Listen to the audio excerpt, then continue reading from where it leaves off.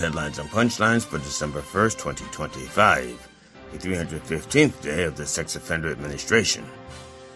Donald Trump has commuted the prison sentence of former investment manager David Gentile, who was convicted of defrauding investors. The latest in a series of clemency actions Trump has taken in white-collar criminal cases. Trump commuted Gentile's sentence because he's a white criminal. The collar being white was just a bonus. A Virginia high school football coach, Travis Turner, 46, who is wanted on criminal charges related to child pornography and soliciting a minor with a computer, was last seen walking into the woods with a firearm, according to reports. Believing that Turner may take his own life, Virginia police are in no rush to find him. The Republican-led Armed Services Committees in the House and Senate said this weekend they are opening bipartisan inquiries after the Washington Post reported on a September 2nd attack on a boat in the Caribbean. In that attack, the Post said a second strike was ordered to kill 2 survivors in the water. Venezuelans may have been killed in the attacks, but the blood in the water belongs to Pete Hegseth. Trump loyalist Representative Troy Nehls, a Texas Republican, said Saturday that he would not seek a 4th term in Congress, a move that sets the stage for his twin brother, Trevor Nehls, to run for his seat in Congress. Thank God Trump has put an end to DEI and has replaced it with good old-fashioned merit-based nepotism. This has been a Dr. Evan Jelly Roll with headlines and punchlines for December 1st, 2025, the 315th day of the Sex Offender Administration. Join me live at the Church of Last Resort Sunday mornings at 9 a.m. Eastern Time on MindDog TV. The opinions expressed on this program are those of the host or guest and should not be interpreted as statement of fact. Of blah, blah, blah, Independent blah, fact-checking blah, and blah, corrections blah, blah, are blah, encouraged. blah, blah, blah. We got a cup of coffee in here, please. Blah, blah, blah, blah, blah. I don't know. It's like somebody did something to this coffee. I'm not saying. It's just saying. I don't know what that AI generate means. Oh, I know. New feature. Oh, crap. Damn good coffee and hot. Gotta push buttons. My dog is your mind's best friend.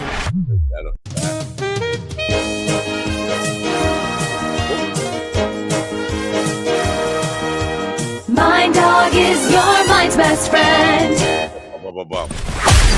Wake up, America. You've got a dog that needs walking.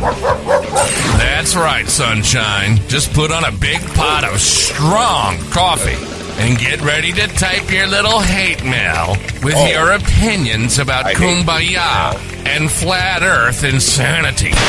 Stand-up comedy? You want stand-up comedy? Well, we've got sit-down comedy. It's time for Coffee with a Dog. You make me laugh.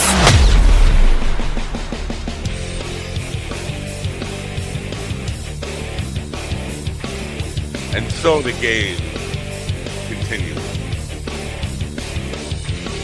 We'll see. I think the billionaire will win against little old me. Because who am I? I'm a powerful mouse. That's not a mouse.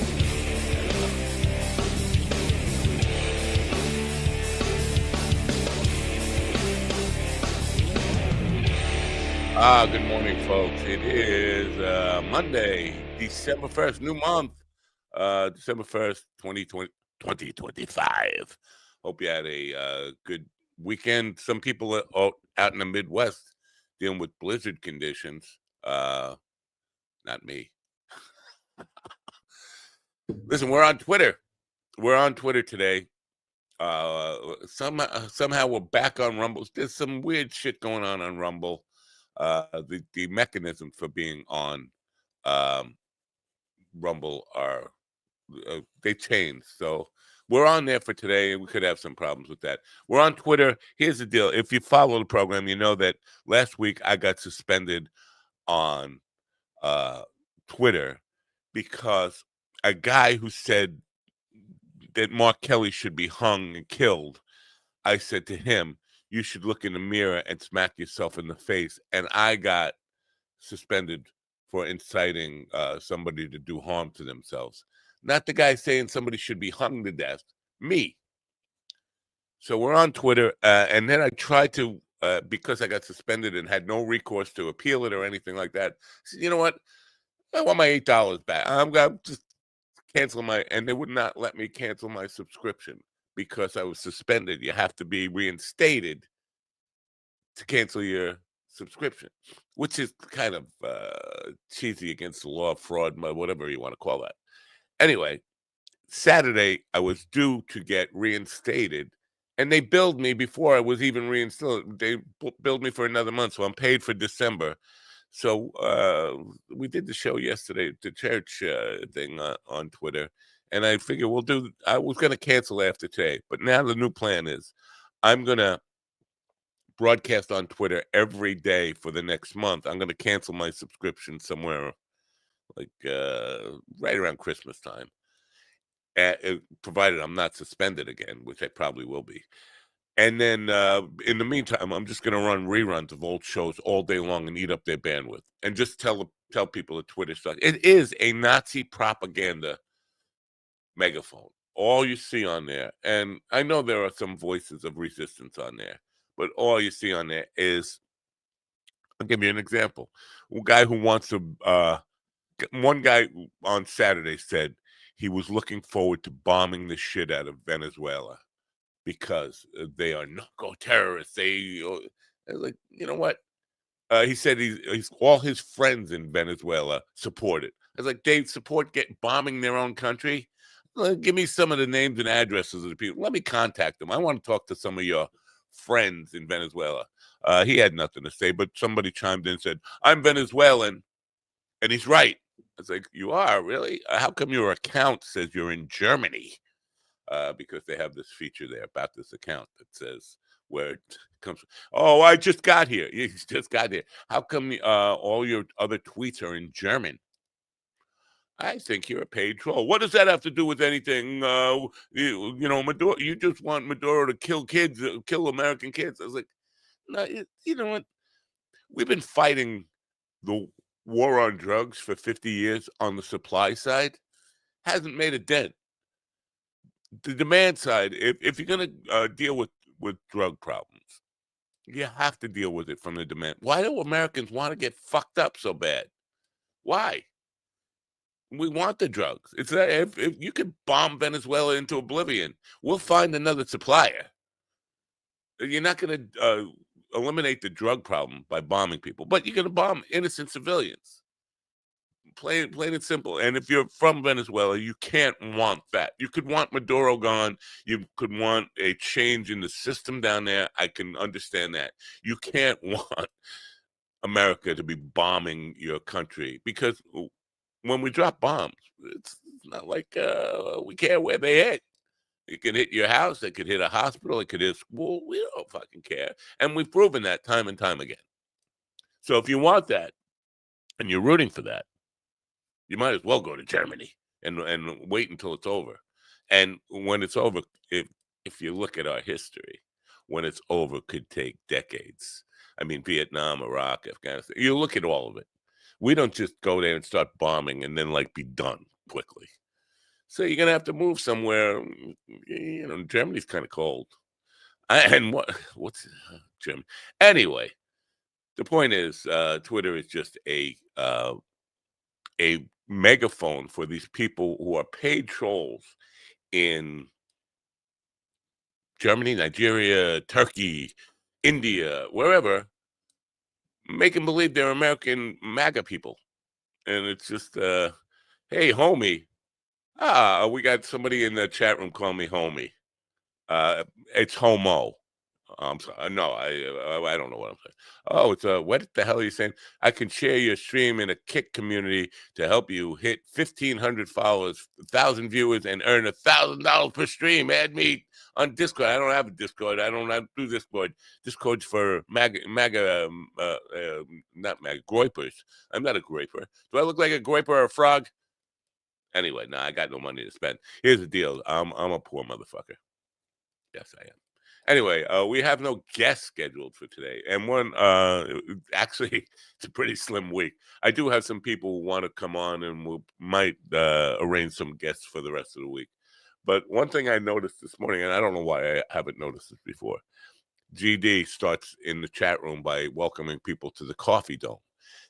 And the thing that I didn't notice is, has his handle always said GD Fender Snatch? No, it doesn't say GD Fender Snatch, but it looks like GD Fender Snatch. It says GD Fenderson CFH, which is certified fucking hoppa hoopa for Papa Duba. Certified for hoopa hoppa. Anyway, it looks like GD Fender Snatch. That's all I'm saying. I'm gonna play a commercial. I don't know why, because I need a second to kind of bring GD in, hidden under the cover of a video. And if you like me, you could use some of this right now. Mind Bloom is helping people achieve life-changing clinical and personal breakthroughs, alchemizing both the psychedelic medication, psychiatric care from psychiatric clinicians, coaches we call psychedelic guides, and a lot of content and meditations and programs into this really transformational experience that, because it's delivered at home, costs a lot less and is a lot more convenient for people to receive. We have stuff. I don't know. I don't really know. Ladies and gentlemen, in the room with me now is the man who calls himself GD Fender Snatch. Good morning, GD Fender Snatch. Good morning, America. MindDogTV.com. Order your 2026 Mind Dog quote for the day calendar. Today's quote for the day for 2026 is, "A nickel saved is a nickel earned." You know why. Go to MindDogTV.com/merch and make more investments. You know, for the kids. Support your local mercenaries and enjoy the suffering. I don't know. Investment. I have people keep approaching me with, "You will invest in this and you'll be rich." Well, don't you have to have something to invest? I got nothing. It's empty. You see that? Don't fret. This one's full. But I got nothing to invest. What do I look like? I got money? Do I look like I got money to you? Take a good look. Depends. It's a relative thing. No, I didn't ask about what I'm wearing. You said depends. No, but it's my money.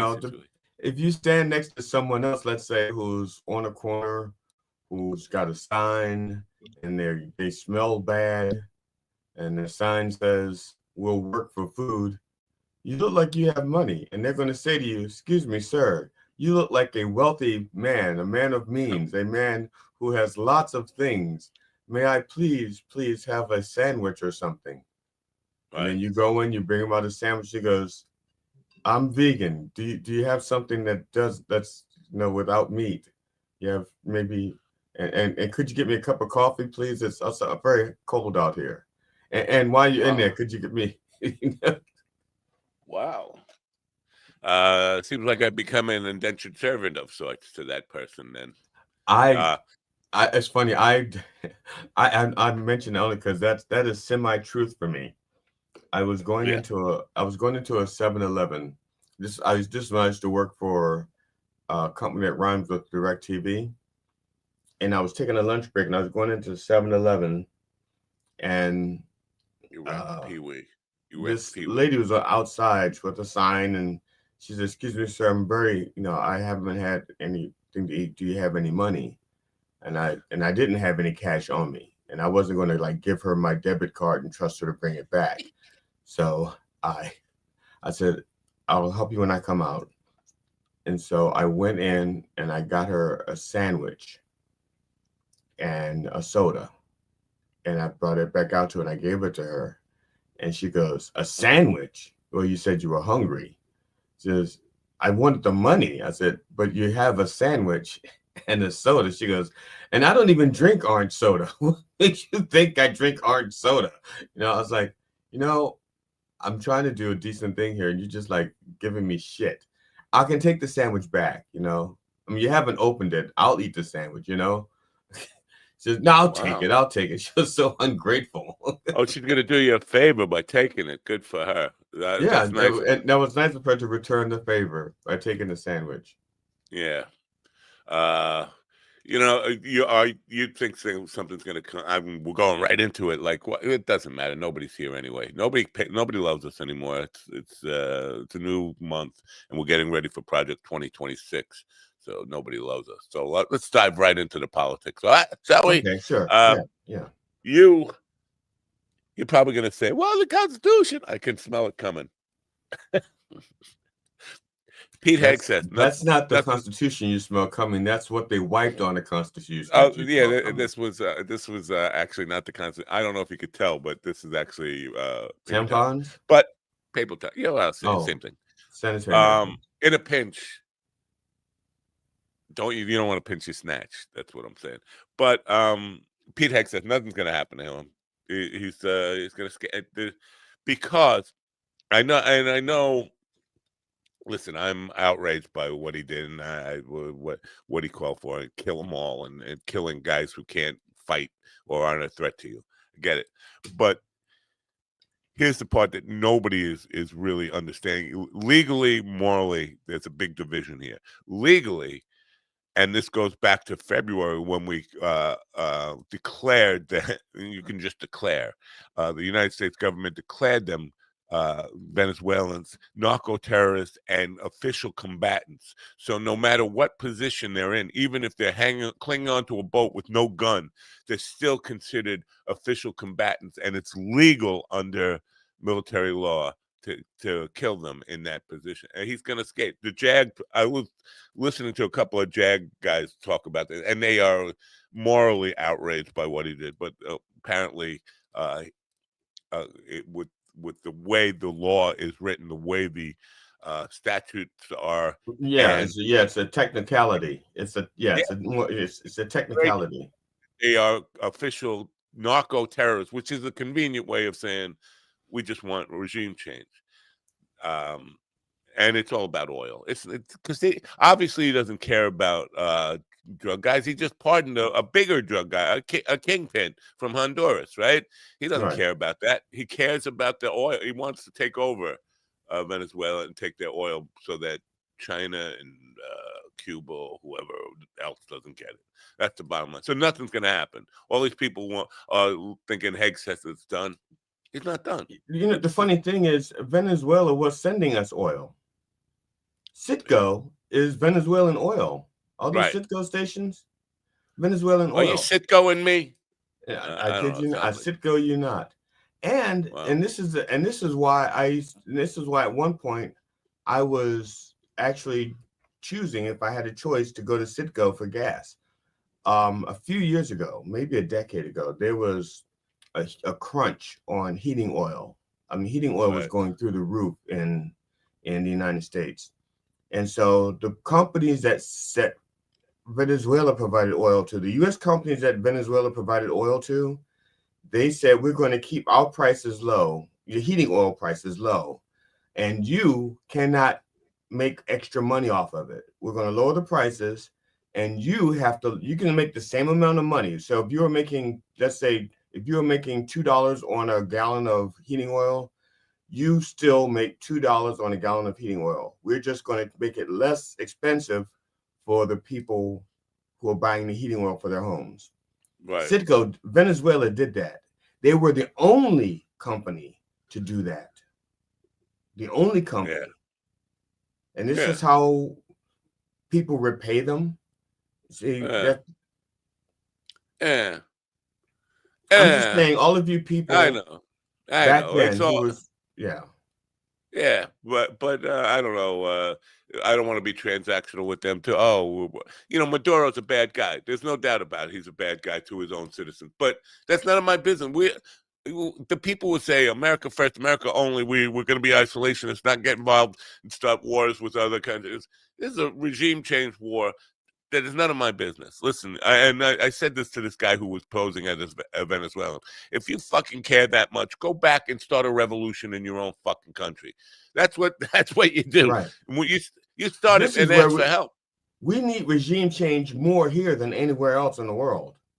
Yeah. No, and it's because even with the safeguards that we have in place, if the people who enforce the laws don't give a shit about the laws, we're in trouble. Yeah. Yeah. And if the people So, if the people like Congress, who's supposed to be a check on power, aren't doing their jobs, we're in trouble. right. So with that, that we're in trouble. You said that a couple of times, and I agree with you there. With that in mind, let's say you are still, let's say you're a 50-year-old, 45-year-old, something. You're still active in the working world. Every Right. day you get up, you go to your job, you do a job, you come home, you you have dinner, you maybe fuck your wife, and you go to sleep, and then you go do Or it the all over neighbors, again. depends on whoever's Well, yeah, available. right, right. But how do you, without hope, because there is no hope, right? America's we're just gonna, we're going through the motions, thinking things are gonna get better, but things are never gonna Well, get better, are they? unfortunately, because of my psychological makeup, I believe in hope. Otherwise, if I don't believe there's a reason to, if they don't, hope means I So, believe there's a possibility for something good in the future. If I don't believe right. that there's a possibility for something good in the future, why am I still here hanging on to That's the, trying to look exactly at the my future? point. That's So, exactly my point. and so I believe in hope. I believe that there good things are around the corner. I don't know how long the corner is. And when I All right. turn the corner, if it's not going to be a big wind hit me in the face first, I don't know that. But if I didn't believe better things were coming, I would off myself. Oh, Or, no, or, no, he wouldn't YouTube. He would not. or, He would. or, Yes, or become the kind of radical who has nothing to lose. yeah, that's better. That YouTube, we can go with that. Other than Ixnay on the off nay say bay lay way piggy Latin. I'm not good with pig Latin, but you know what I mean. We can't be saying that, even though you just said that. We can't say that. Yeah, but they have to take the whole sentence in context. I said, if I did not believe, but I said that I Yeah. do Oh, believe. they don't care about So context. no, they Believe me, have as a to. guy, I yeah, I would say think that too, but they don't. I think YouTube is all about context. I think all they do is look at context. I don't think that they even have time to look at non-contextual stuff because Look, they're I just so got a busy YouTube looking at notification. context. Hold on, I got a YouTube notification. Probably shut that motherfucker up. No, what do you say, YouTube? No, I really did get a notification. I just probably not shut that mother. No, it's some bitch from YouTube telling me how to grow my channel. See, Okay. they finally designated me as a variety of content. They had us under Science. music. No, YouTube. That's Good Pods that had us on the side. YouTube had us considered music and comedy for the longest time, and like we have much more than just music and comedy. And Blind Mike would say, "Comedy? I didn't catch that part." But so they have us as variety now, and the channel just started growing again. I don't want to get suspended right in the middle of a. We just kind of started to grow again. So, So that's what I the don't know. Reverend needs to do. The Reverend needs to reclassify as from entertainment to because the Reverend is under entertainment and he gets no love from the He YouTube shouldn't people at be all. under entertainment. No, he should be in people and blogs first of all, because even though he's entertaining people. Um, I don't know. They seem that kind of content. I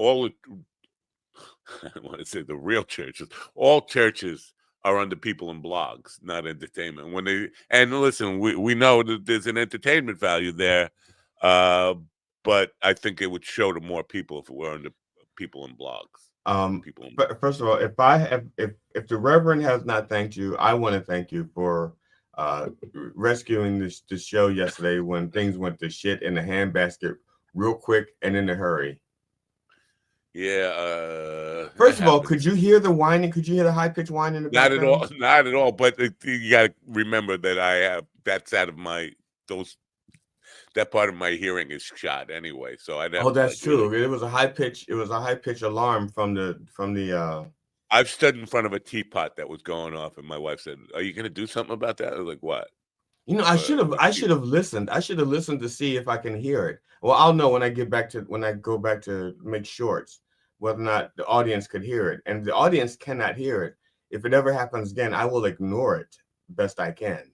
Or you know, Well, sometimes some things is annoying to you, and it's like I can't take it anymore.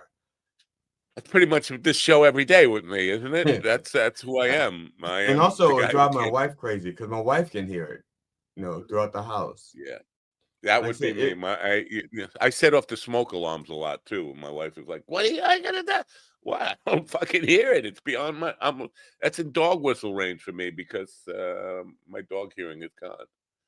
Well, and so so if I don't know if he's thanked you, but I thank you because that was it was annoying and yeah, I learned something. Yes, first of all, I thought that girl. I can't remember her name. I thought that was the only "What If God Was One of Us." I thought that was her song. She wrote it and all that stuff.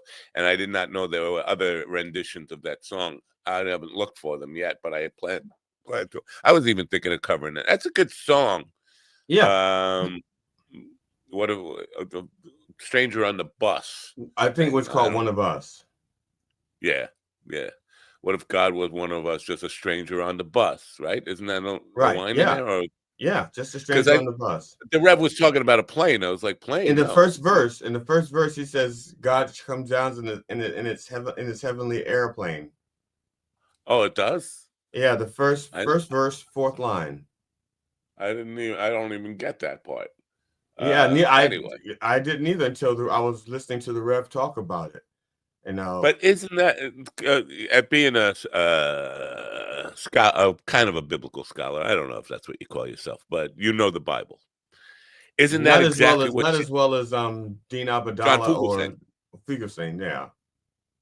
Um, but isn't that exactly what Jesus was? He was An he was airplane? no, he's one of us. What if God was one of us? That's the whole story behind you. He Yeah, became one yes, of and us. that was one of the things that the Reverend mentioned later on. Is like if the whole point of Jesus being, you know, like the sacrificial lamb, so to speak, was he had to be, you know, among the people, and it had to, you know, be like the people. Yeah.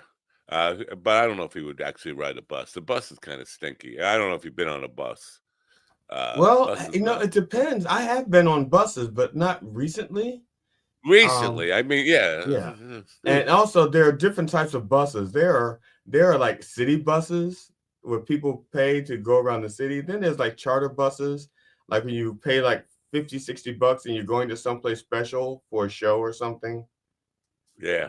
And there's Greyhound buses and I don't know if they still have these Greyhound and Trailways. This is still you never see commercials or hear about Well, they these still, things. I know when my wife and I went to the Colbert Show, but this was a few years ago though. When we went to the Colbert Show, instead of driving up, we took the bus up to New York, and then took a cab to the Ed Sullivan Theater, and then took Wow, a you weren't cab. that far from there. Because if you took a Greyhound or a Trailways or whatever, it'd probably be the Grand Central Station, and that's within walking distance of the Ed Sullivan We Theater. didn't wind up at Grand Central Station. We wound up at someplace else, and we Uh, were maybe a 15-minute ride to get there. And oh, wow. it was the most authentic New York experience I've ever had. And I've been to New York quite a few times. I've been to New York a lot of, I mean, okay, there are people going to say, like, how many times you been to New York? And if I say like a dozen, it's like a dozen, pussy. I've been, you know, and I've been there for like shows. I've been there to perform. I've been there to see shows. I've been there to, Let me just pause you here for a second, because I'm sure most people like me are on the edge of the seat. Well, I'm not. I'm on the back edge of the seat, but I'm on the edge of my seat, wondering what is authentic New York. What is? Can okay, you you elaborate ever on? see the TV shows where somebody's riding in a New York cab and it's just speeding and it's just crazy driving? My wife and I were in the New York cab, and it was every bit as fucking scary. And matter of fact, it was scarier than what I seen on television because we were in the cab. I mean, this man is coming millimeters. I mean, within millimeters of other cars and other creatures, and he was like, had this little accent going. So, why are you up here from New York? Are you visiting? Are you here for the family? What do you hear? And I said, and he's like talking. And my wife has got her claws. They weren't claws when she started. They were just fingernails. But by 3 minutes in, they became claws. And they were like embedded in my leg, in my left leg. My right leg was trying to push the brake into the back of the car.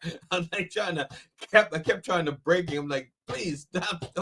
And when we got out, my wife goes, that was the fucking scariest thing I've ever been in. And the guy was like under total control. And I've driven, like I said, I've driven in New York traffic. I've done a few shows there. I've been there a few times, and I drive myself to these places. And I have to say, I have not been in a New York City cab in 50 years, but that feels accurate to me. I mean, even just walking down the sidewalk, you can see them. They're fucking nuts. And that's why I haven't been. It's not like they were any different 50 years ago. Yeah, and when we were at the theater, we were waiting to get into the theater. We were outside. When you see cabs zooming by and I see people in the back, I'm going like, I know what you feel. I know what you're going through. It's like, ooh, Lord. Yeah. So New York City. I'm thinking to get a New York cab medallion, you have to go through like an obstacle course. They just don't give you those medallions, and they're not cheap. So.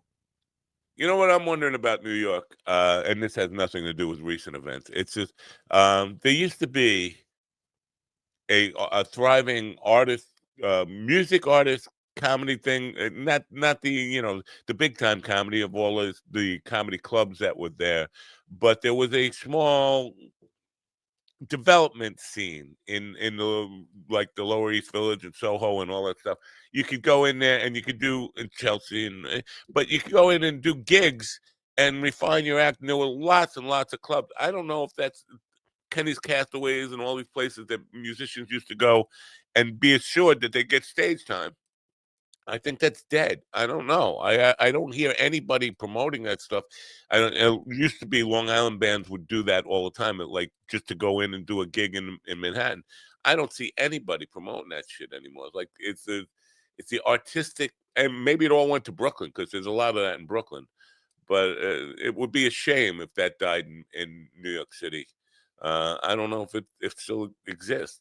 This idea that you can go from any the Black Keys, they did that. They drove from Pittsburgh or wherever, and without even knowing they had a gig, just drove there and got a gig that night. Just okay, it was a gig in New York. We just go to New York and play a gig. Actually, I mean back in the day, I used to have this huge book of venues, no clubs that you could play.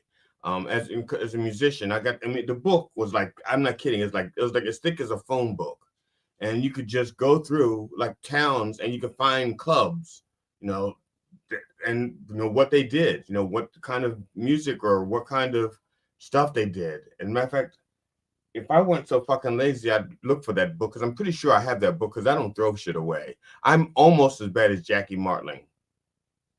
Where he has like every script that he's ever written for every joke. I'm almost that bad. Huh. So I know I probably have that book somewhere. Yeah, those things are gone. I don't know if any of those venues are still even. Oh no, the venue.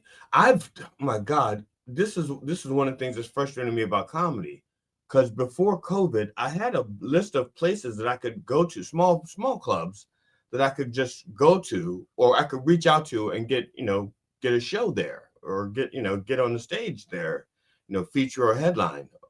And there's like maybe 15 or so clubs around the country I could do.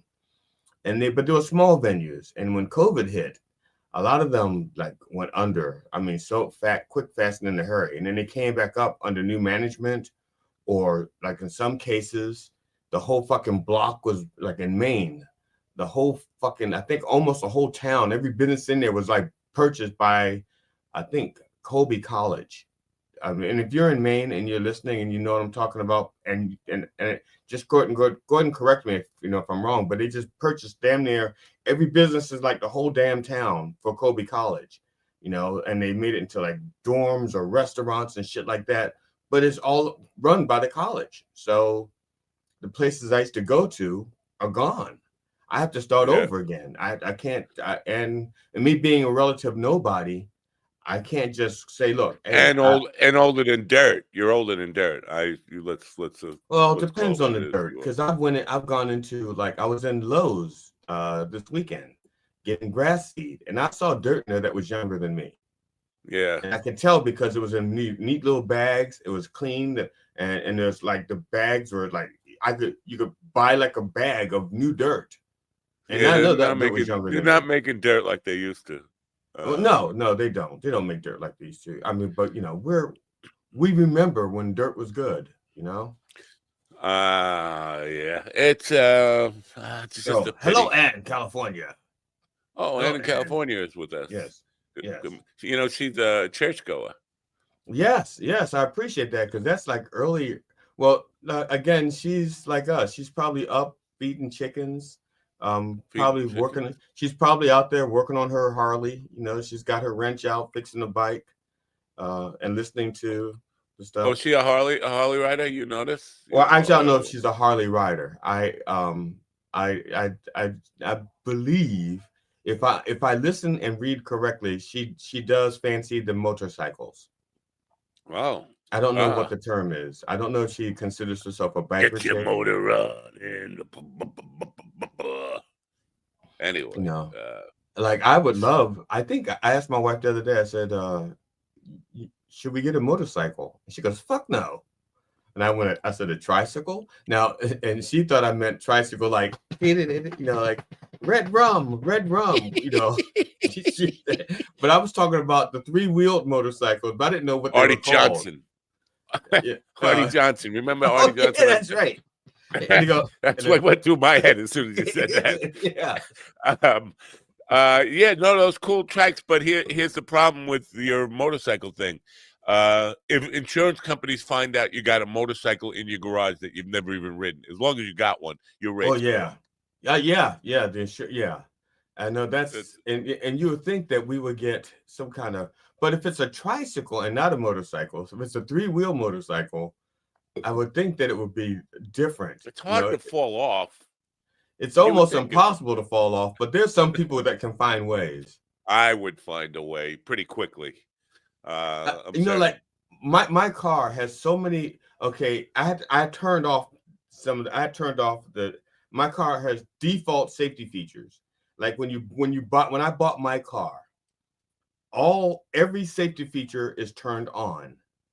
And so I'm going through it, and they're saying, like, if I'm in the middle of a lane and I want to just like change a lane and there are still lines there, the wheel would fight me. It's like, no, that's a solid line. You can't go there. And it gives you alerts and everything's, if something's near you, in front of you, behind you, and it makes, but the car is, it's not self-driving. It's like self-correcting. It won't let you do certain things when all of the features are on.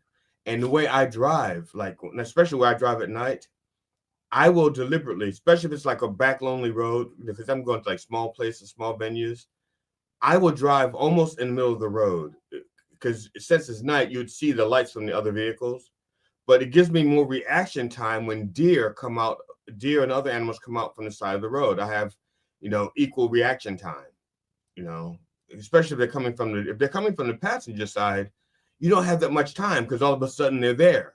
But if I'm driving out a little bit, I have another half a second of reaction time, which makes a difference. Believe me, I have never hit a deer or a fox or anything, but I've come close, but my car would not let me do that. With the feature on, it wouldn't let me drive like that. It would be like fighting me the whole time. Fuck you, car. Don't you dare fight me. I own you. You don't own me.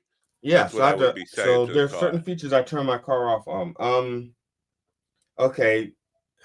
First of all, welcome, Mr. Nice Guy, and responded back. Rode many years. It's too cold out here to turn a wrench. Never too cold to keep that. Never too cold to keep the seat warm. I feel like I am jeopardizing our relationship with Gov's comedy networks by, especially by that banner that's going across the bottom that says Twitter is a Nazi propaganda megaphone, which it is. And just by taunt. Now, Elon's going to win this game against me, right? Because the game is this. Since he billed me, I'm going to use it all up broadcasting on his own network that he's a Nazi propaganda thing. And then he will suspend me and then not let me cancel my subscription again when it's up for renewal. And we're just going to keep playing this game. He's just going to keep suspending me. So I can't cancel until he bills me again. And then he'll bill me again. He's doing this for this $8. This is a billionaire fucking with me over $8. Now, can you, okay, like right now, go in and remove the credit card information? Because he doesn't have to bill you again for like another month, right? You go into your account, you remove the card. So when they want to rebill, they can't. Because they have that no was account my plan was similar. Not that it was to go in and go call my bank and say next time Twitter or X. Well, then, yeah, your bank won't do that if they because I tried that. If they have your information legitimately, I'm gonna tell you now. There was what was it? I won't mention AVG by name, because I use their security for my computer, and I don't want them to turn the other cheek when something attacks my computer, because AVG, for the most part, is a very good virus protection company. But they have these other features, bells and whistles, that they want you to buy, like driver updates and stuff like that. And so initially, I went ahead and I had some of them, and I went, I don't need to I'm not doing this anymore. And my wife has some of it through her, so I'm grandfathered into her account. So I decided I did not need that, and I canceled it. And then the next time around, they hit me again with like $140, and I'm like, no, I canceled. And I called them, and they said, well, we can credit your account, or blah blah. They give me all this shit. Eventually, they credited my account, and I didn't have, and I looked up the card, and it said my card was. They wanted me to update my card because it had expired. And I'm not updating it, and I couldn't delete it. Since I'm not updating it, it's expired. So I left it alone. The next month, they hit me again with another $140. And I reached out to my bank. I said, stop them. And they said, well, they have your information. I said, but it's an expired card. They keep asking me to update it. I'm not updating it. So how are they using my card if it's expired? So I went ahead and went through, I don't know how difficult, I don't know if some people are aware of how difficult some of these subscription services have made it for you to unsubscribe. Oh, but, totally. It was even Twitter. I mean, Twitter makes it impossible when you're suspended. You can't do it. You go to cancel your subscription. It says something went wrong. Yes, something went wrong. You're fucking blocking me from stopping you from getting money. Manage your current subscription. Does it have update payment method? I could do that. Yeah, update the payment method and just take that out. Update billing information. Yeah. That's what I'll do. But then whatever. I just I want to use up this month. They better not cut me off now. That's just it. They won't because there's no reason for them to look at it now. They've already got their money for the month. Because there's a reason. Because I'm writing Twitter as a Nazi propaganda thing. Right?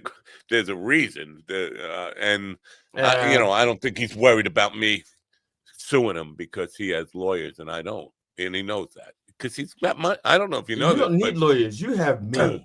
He's a trillionaire, and I'm not a penny heir. I'm not a that's not. You're a nickel heir because they got rid of the pennies. I have a dime heir. I'm a dime heir. I have a dime. This is all I got left in my. I'm surprised that you have a dime and it's not in a bag. Yeah, that's true. Remember dime bags, nickel bags? Yes, nobody ever. That's why I referenced it. Yeah, yeah. That's how old I am. I still talk about nickel bags and dime bags. I don't know. So I'm glad you brought up the dime bag and the nickel bag and the lid. A lid. What is it? this war on drugs thing.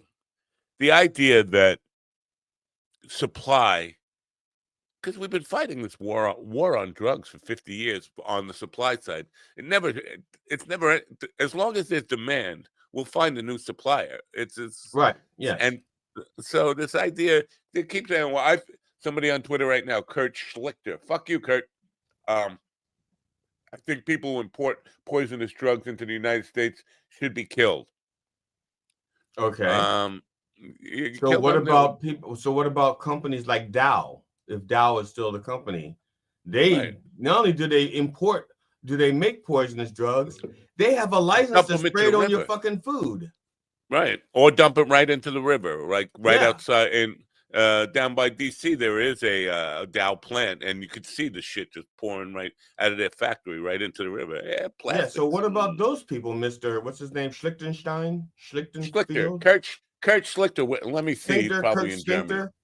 Okay. Well, Mr. Sphincter, you're an idiot. Now, first of all, one of the things that the plague right now is supposed to be fentanyl. Venezuela does not send fentanyl to us. I know. Mexico does. That's Mexico. And the ingredients come from China. So China sends the ingredients to Mexico. Mexico makes the fentanyl, and the fentanyl comes in through Mexico. Yeah. Okay. There's one guy who was yelling at me talking about this. Why can't you just say they're bad people? Because I said I've been around drugs my whole life. And you know what? A lot of the people who were importing them are actually MAGA supporters, born and bred in New York City or on Long Island, New York, who I know two guys who were actually smuggling cocaine for years from Colombia into the United States. These are MAGA supporters. These are not Maduro. These are not. But well, you're defending drug dealers. No, I'm not. I'm saying that's not the way to kill the demand. And I've known plenty of drug addicts. I've been around drugs my whole life. I said I lost a son to overdose. Oh, why can't you say these people killed your son? I was like, no. They got him hooked. No, you don't know anything about my situation, and you're acting as if you do. My son got hooked on opioids. Prescription opioids in a VA hospital. The United States Army gave him opioids and got him hooked. It wasn't Maduro. It wasn't. It's the idea that we can just end the drug problem by killing people. And killing people, we haven't even proved smuggling drugs. I mean, you would think the mighty U.S. Navy could stop a fishing boat, arrest them all, seize their stuff, bring them to court, then execute them if that were a capital crime. That's why we have a Coast Guard. Yeah. You know, we could do that. Now, of course, they're in international waters, which again, they are skating. This is why I hate lauyers. Okay, not all lawyers, but the reason not why all Trump lawyers may this, be heard, but you want but Trump to be heard. It's got these lawyers that are saying if Trump's people say we want to kill minorities, how can we do it and get away with it? The lawyers will go, okay, well, this is what the law is, but you see this wording right here, write this word right here, combatant or whatever. If we can call them this, and this is what this is, it's a test case. Right, narco-terrorist. Right. Who's to say that? Because they already said that Antifa is a terrorist organization. But unfortunately, fortunately for Antifa, it's not an organization. It's more like a movement.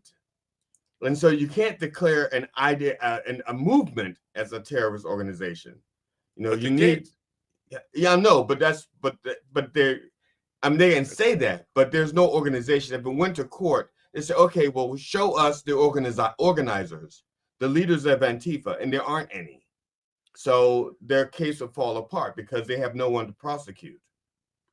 My on-air sign is a little crooked. I just realized that. Now it's going to bother me like a whistle going off in my ear. But I'm not. But you can't hear a whistle in your ear, so ignore it. I'm sorry, I didn't hear what you said. The whistle was too loud. Yeah, but it's not good for general people who we're going to call you Antifa just so we can beat the fuck out of you today on the street. Right. So that's not a good thing. I gotta fix this fucking sign. Look at me. I'm fucking OCD. See, now That's another fine. thing with these people who think it's okay to just bomb countries because of the quote drug war, they are without facts, and they're the most dangerous people that I can think of. Well, second most dangerous. The most dangerous ones are the ones that know the facts but have found a way to mislead people so that the facts don't matter. The case in point is let's just look at abortion. The people I don't who want to are look at anti it. the people who are anti-choice, people who are anti-choice, who decided that the way to stop abortions is to kill the abortion doctors or to just make it illegal. We have actual data that shows that abortions went down under Clinton and Obama, and it went up under Republican regimes because under Democratic regimes, children are more affordable. Tax breaks are more accessible, benefits are more accessible. SNAP, insurance, all that stuff, and so it makes it easier to want to have and raise a child. When times get bad, and if you get pregnant, that's when you get worried and you don't want to necessarily have a child. So that's when abortions are up. I mean, we have the data, we know it for a fact. That's why some ministers who used to be anti-choice are now pro-choice because they've seen the data and they know that. I haven't seen the data. If anybody in the chat room can find data on that, want to share, we'll share links and stuff like that. Also, I encourage people in the chat room just to say Twitter sucks, whatever reason, propaganda, Nazis, whatever. If you could say something bad about Twitter in the chat room, that would make me happy, make me smile. But if you could find this data, I'm not saying I did. It's not true. I'm just saying I haven't seen that data. But my biggest thing with the people who claim to be pro-life, none of them, and I know, people can't just go out of their way and save the whole world. But my position for years has been, if you are anti-abortion, I'm not going to say pro-life, I'm going to say anti-abortion. If you are anti-abortion, find a girl who's ready to have an abortion and offer her, if you really want to have this baby, I will support the baby and I'll support you for the 18 years of the baby's childhood till it becomes an adult. If you're willing to go that far to prove how pro-life you are, maybe you can make a difference in the world. Especially if there's enough of you, like people who are just anti-abortion. I don't even want to say pro-life. If you are, That's prove why I you're say pro-life. anti-choice. That's why I just say anti-choice. Yeah. And I've in my years on this planet, I have only met one person who called himself pro-life that I would back them up and say, you are pro-life, because it's not just about abortion. It was about it was like the Black Lives Matter. It was like, yes, I am pro-life. I don't want to just kill people with the death penalty. Now, I'm not saying I agree with everything she's saying, but her rhetoric and her movements and her charity, the things she gave to for charities, I think she backed up, all supported life in all its forms. Animal say life. rhetoric. You say Yeah. rhetoric. Is that what you say? So she's a rhetorician. Rhetoric. Yeah. But I try not to call her that because then I have to say it. That's one of those words where I need to read to say it correctly. Yeah. Dave McCormick, the fentanyl crisis is a deliberate war on our communities and harming Americans every day. Going after narco terrorists is strategic. Focus. Stop. You're going after the oil. Stop saying you're going after. Just tell the fucking truth. You want to take over Venezuela so you can keep all the oil. That's the reason. And the reason why they're doing Venezuela is because they can't do Iraq again. they tried Iraq for the oil. Operation Iraqi Freedom was initially Operation Iraqi Liberation, and then they realized, how they like to do all their little anagrams, that Operation Iraqi Liberation spelled oil, and that was too on the nose for them. It was like, oh shit, we can't call it that. So they changed it. It literally that's what it was in the beginning for like maybe a few weeks, and people saying oil. and then they changed it to freedom. Huh. You know, so that's these people, these sycophants, who don't understand what it is that Trump and these elite billionaires are trying to do. Well, Yeah. you're right. They need to look at themselves in the mirror, slap themselves in the face, and say, "I'm stupid." You know what? And we'll probably. I almost said this is probably the end of our political discussion here this morning, but it won't be. I'm Okay. lying. Okay. But it occurred to me over the weekend because I've heard several people who were not ashamed of their Trumpism for the first two terms. People for the first term and the middle term where he was out. They said they voted for him twice. They are denying that they voted for him this time. But they are still. They hate the Democrats, but they're saying I didn't even vote for Trump this time. Like, yeah, you did. But they're ashamed to say it, which is kind of weird. We're in a place where they're in Trump denial, but they're still in the cult somehow. Like they can't say what he did wrong or what they disagree with any of these things. They can't criticize him on anything, not anything. But they can say I didn't even vote for him this time. That as if that's a way out of. Well, my neighbor just got abducted by ICE, and we've had lots of ICE protests here. People getting beat up on the streets now, even in ritzy areas like the Hamptons. There was a protest this weekend. Hundreds of people getting beat up by ICE. People who are not immigrants in any shape or form. They're rich white people from New York City or the Hamptons. But these people are just coming out and denying they voted for Trump, which I don't know if that's progress or not, but it seems like they're trying to distance themselves from whatever he's doing. Meanwhile, they're still supporting what he's doing in some way. It's weird, but I don't know if it's a step in the right direction. But unlike you, I don't have hope. This is what I struggle with. Like, how does the working man go to get in his car every day, drive to a job, drive home, and deal with this shit? And come home to like, prices aren't getting better. Affordability is definitely not getting better, no matter how many times they tell you it is. No, a lot of these people do it through distraction as well. Some people go from living from paycheck to paycheck, from distraction to distraction. And so, and some of the distractions are good distractions. I know that for when things were the worst for me, I could come home to my cat, and my cat would be like, "Whatever's going on out there, buddy, we're just going to sit here. We're going to play fetch. We're going to jump rope. We're going to, you're going to do yard work, and you're going to dig up crickets, and I'm going to catch them and eat them. This is." We're going to hunt together. My cat called it hunting. I was gardening. But when something would stir up like a mouse or a mole, he'd be like, "Thanks, guy. I appreciate it." Those kinds of things. Feeding squirrels and rabbits. Because like I said, now I'm not saying that my life was rough, because like I said, for a white guy, my life was devastating. But for a black guy, I've had a pretty good life. So, Sure, well, I guess I don't know how to respond to that because well, most people just laugh because it's one of my opening lines during my shows.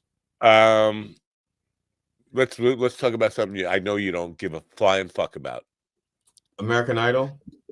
No, well, that's on the agenda. The alien stuff. This weekend, there were people. Now, I don't know how credible these guys are. People coming out saying who used to work in the CIA or within government. Who's this guy? Where's his name? I don't even have the guy's name here. Saying that the United States has ships, craft that they've captured, and bodies of aliens, and like They've Joe been saying Rogan. that since Roswell. Yeah, that's true. They have been saying that. Now, somebody saying, well, ask the guy, Oh, it was on CBS News, and the woman asked him, "You saying if I, or maybe it wasn't CBS, maybe it was Fox, Brett Baer, yeah, I think it was Brett Baer. So you're saying right now, somewhere in the United States, we have bodies of alien beings?" And the guy says, "Correct, somewhere." Like, okay, where can we pin it down?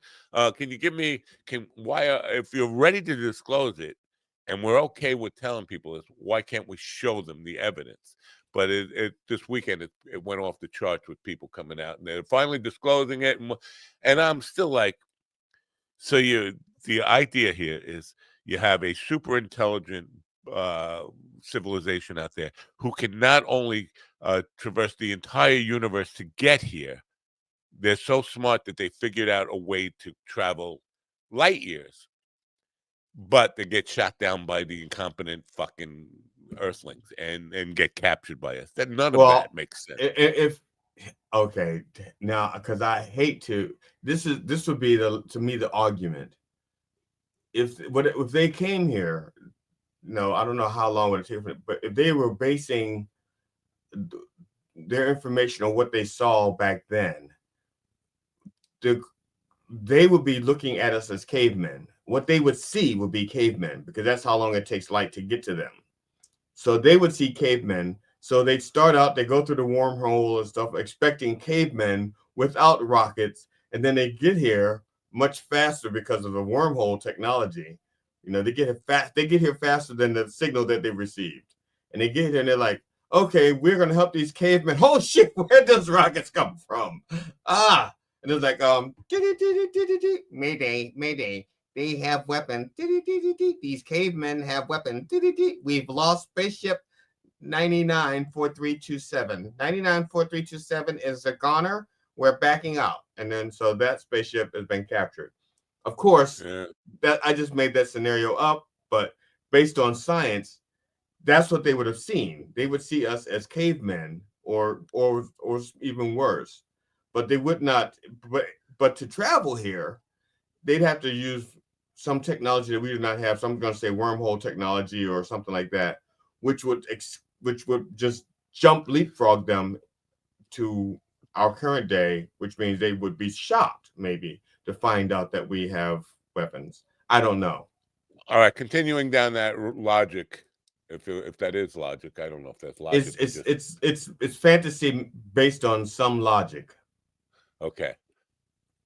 If we did that, let's just say we sent F-16s over to some place, some third world country, thinking it would be easy just to get there, and then they find out they have rocket, grenades or something, and take one down.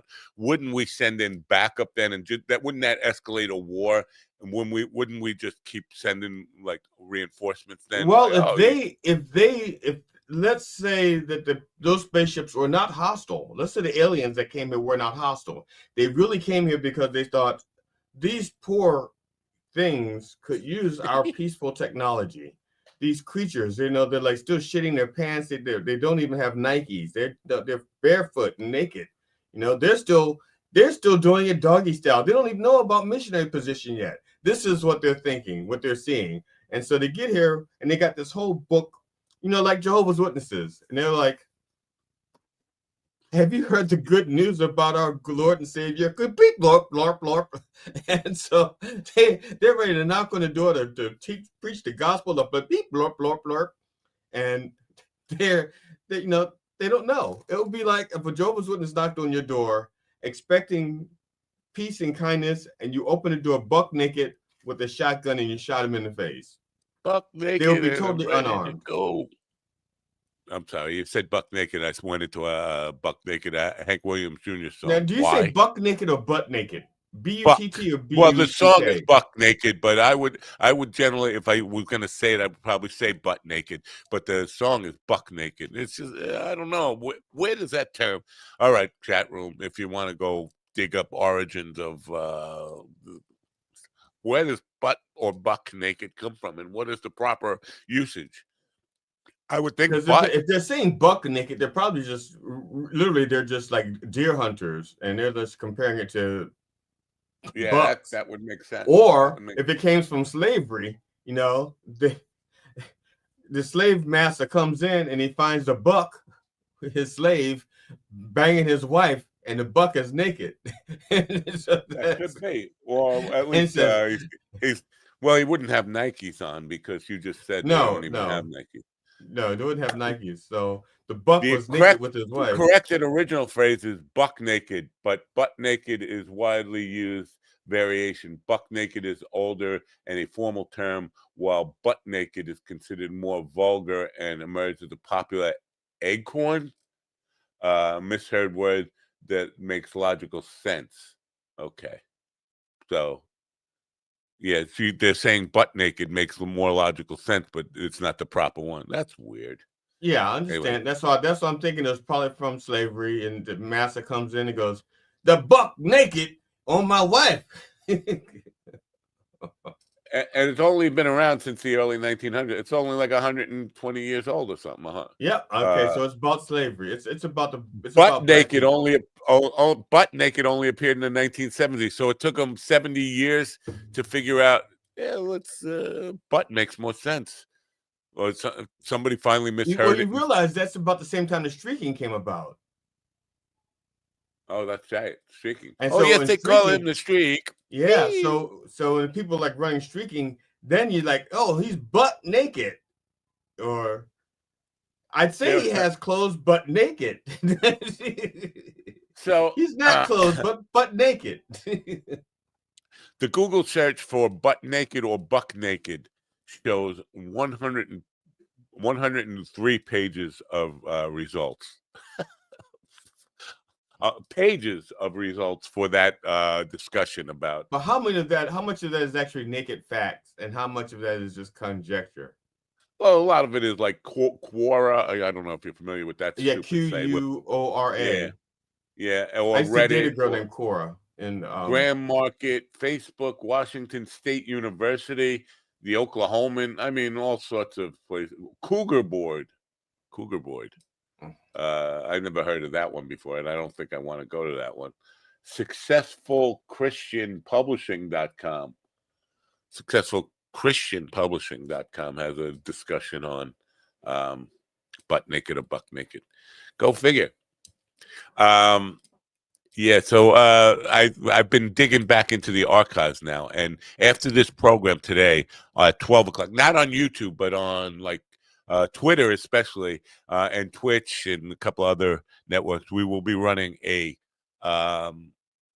repeat of a program I did with Lori. What was Lori's last name? Yeah, I don't know. She was the assistant director of NASA.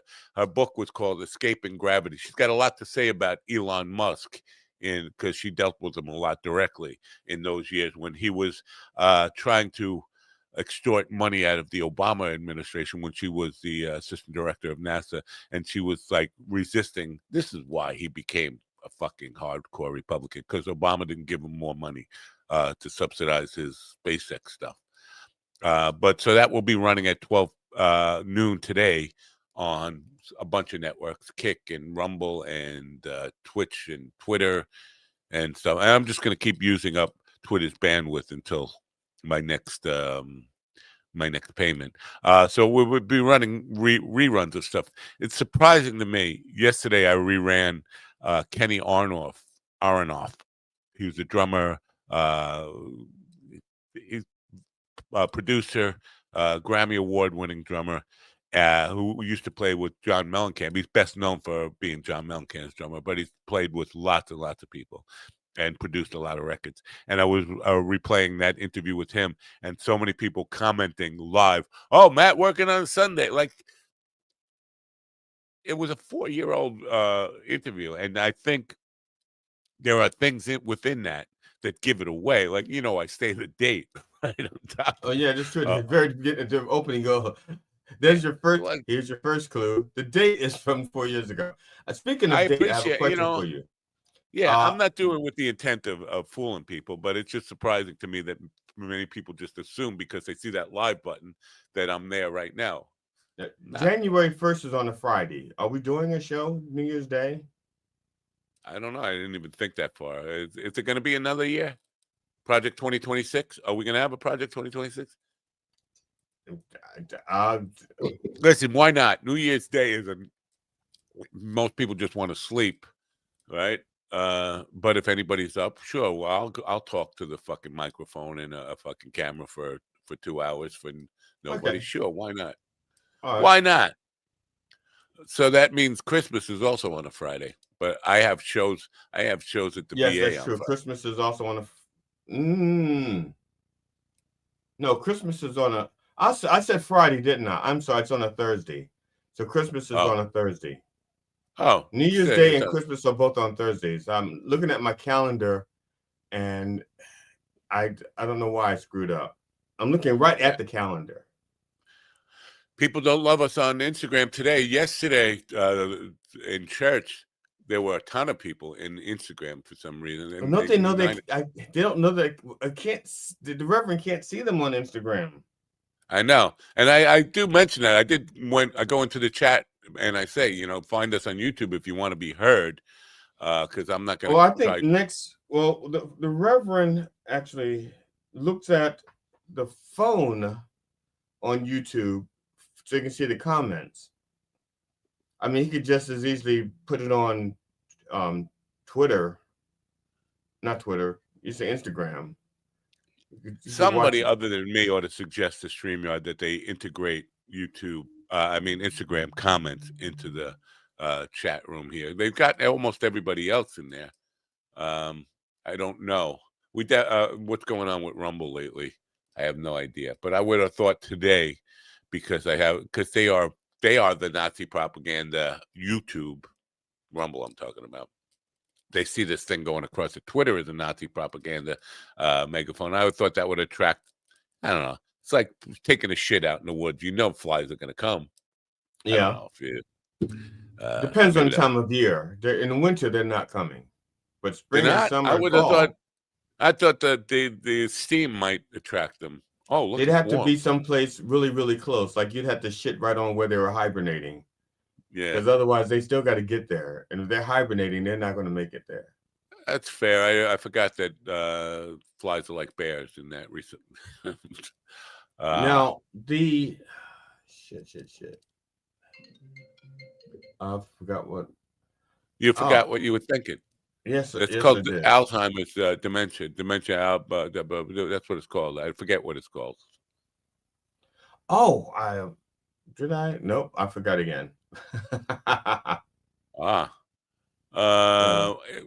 Amazon Web Services reinvent 2025. Isn't it a little late for that? What is that? They're having a big online conference. Amazon Web Services reinvent 2025. 2025 is almost over, and we don't want to do it again. I want to forget this year ever happened. Was not a good year. Was it a good year for you so far? I mean, overall. I mean, give me a fair assessment. Let's put it this way. My wife is already saying next year is going to be a much better year for us. And she has faith in that, or is that's wishful thinking? I don't know the answer to that. I think she's thinking we've been through a lot of shit. It really can't. I tell her not to say it can't get worse. Don't say that. Never say it can't get worse. Because I'm not exactly sure about the law of attraction, but I do know that subconsciously I have sabotaged myself so many fucking times. And I can't say it's the law of attraction because sometimes I can see exactly when it happens. I'll go, I can see the negative thought I had and what I did to sabotage it. So I try to, excuse me while I blow my nose. All right, here's Elon Musk. I'm just going to say this on his own platform again while I'm allowed to. Elon Musk says 20 years ago, left-wing men, open-minded, pro-free speech, pro-gay rights, and the party of empathy. Now it's crushing dissent, crazy regulation, and calling everyone a Nazi, including Joe and me, meaning Rogan. If you don't want to be called a Nazi, don't act like a Nazi. Don't, when you have people out in the streets saying, show me your papers, and if you take a second to figure out what the fuck this, and especially in masks, not identifying themselves, and if it takes you longer than 20 seconds to show them your papers, you're getting your ass kicked and possibly just shipped off to some unknown destination with no due process. You're acting like a Nazi. You're being a Nazi, literally being a Nazi. So if you don't want to be called a Nazi, don't act like a Nazi. Yeah, stop doing Nazi things. And on top of that, this idea that pro free speech and the left is still pro free, and I think there are people on the right that are pro free speech. The thing is, they don't. A lot of people think I should have the right to speak, but you shouldn't have the right to speak. And that doesn't make a difference left or right. I think that's just people. If you don't agree with me, I want to shut you down. That has always been human nature, like enough of your stupidity. So I wouldn't put that. But the idea, party of empathy, all these people on the right are, and including Musk, empathy is weakness. Empathy is a bad thing. And empathy is merely putting yourself in somebody else's position and understanding the world from their perspective, which is never a bad thing when you're trying to relate to people, is to understand the world from their perspective. That's always, in my view, a good thing. And he's saying the left used to be that, but meanwhile he's saying that's not a good thing. So if they're not that anymore, you would think he would be more left. I don't know. It doesn't make any sense what he's saying, but he is a lying scumbag. He's just a phony grifter, and all he cares about is more money, more money, more money. And when is enough? When is enough, Elon? Yeah, will 2 trillion satisfy you? I mean, what are you gonna do? I'm just reading. Just for those of you people out there who are really interested, a new episode of What Makes Us Laugh is dropping tomorrow or tonight at midnight, tomorrow morning. Episode 5, and I don't know. Actually, I don't know what it's called. I just know that it's I don't even know what we're talking about. I have to listen to it. I haven't listened to it yet because it hasn't aired. Slaptail works on New Year's Day. I mean, people get sick on New Year's. Nobody wants to see a nurse practitioner or a doctor or even a nurse on New Year's Day. That's a good day to die. New Year's Day is a good day. All is quiet on New Year's Day, right? No, I'm wrong. Now, not a good day. What's his face? Alan Katz and I are one of the things we're going to discuss in the near future is our favorite animated series. I was just wondering if you had any. No. Well, do you even watch animated series? Well, you may have had it as a child, right? You watch Flintstones or something, or Here's Hubble. I would have to go with Scooby-Doo. Oh man, I forgot about Scooby-Doo. I mean, I don't know. Was that a series? It wasn't like a series. It came on every weekend. It came on every Saturday. Yeah, I guess. So why wouldn't it be a series? I don't know. I just didn't. It just seemed like just another Saturday morning cartoon, which lumped in like to a cartoon.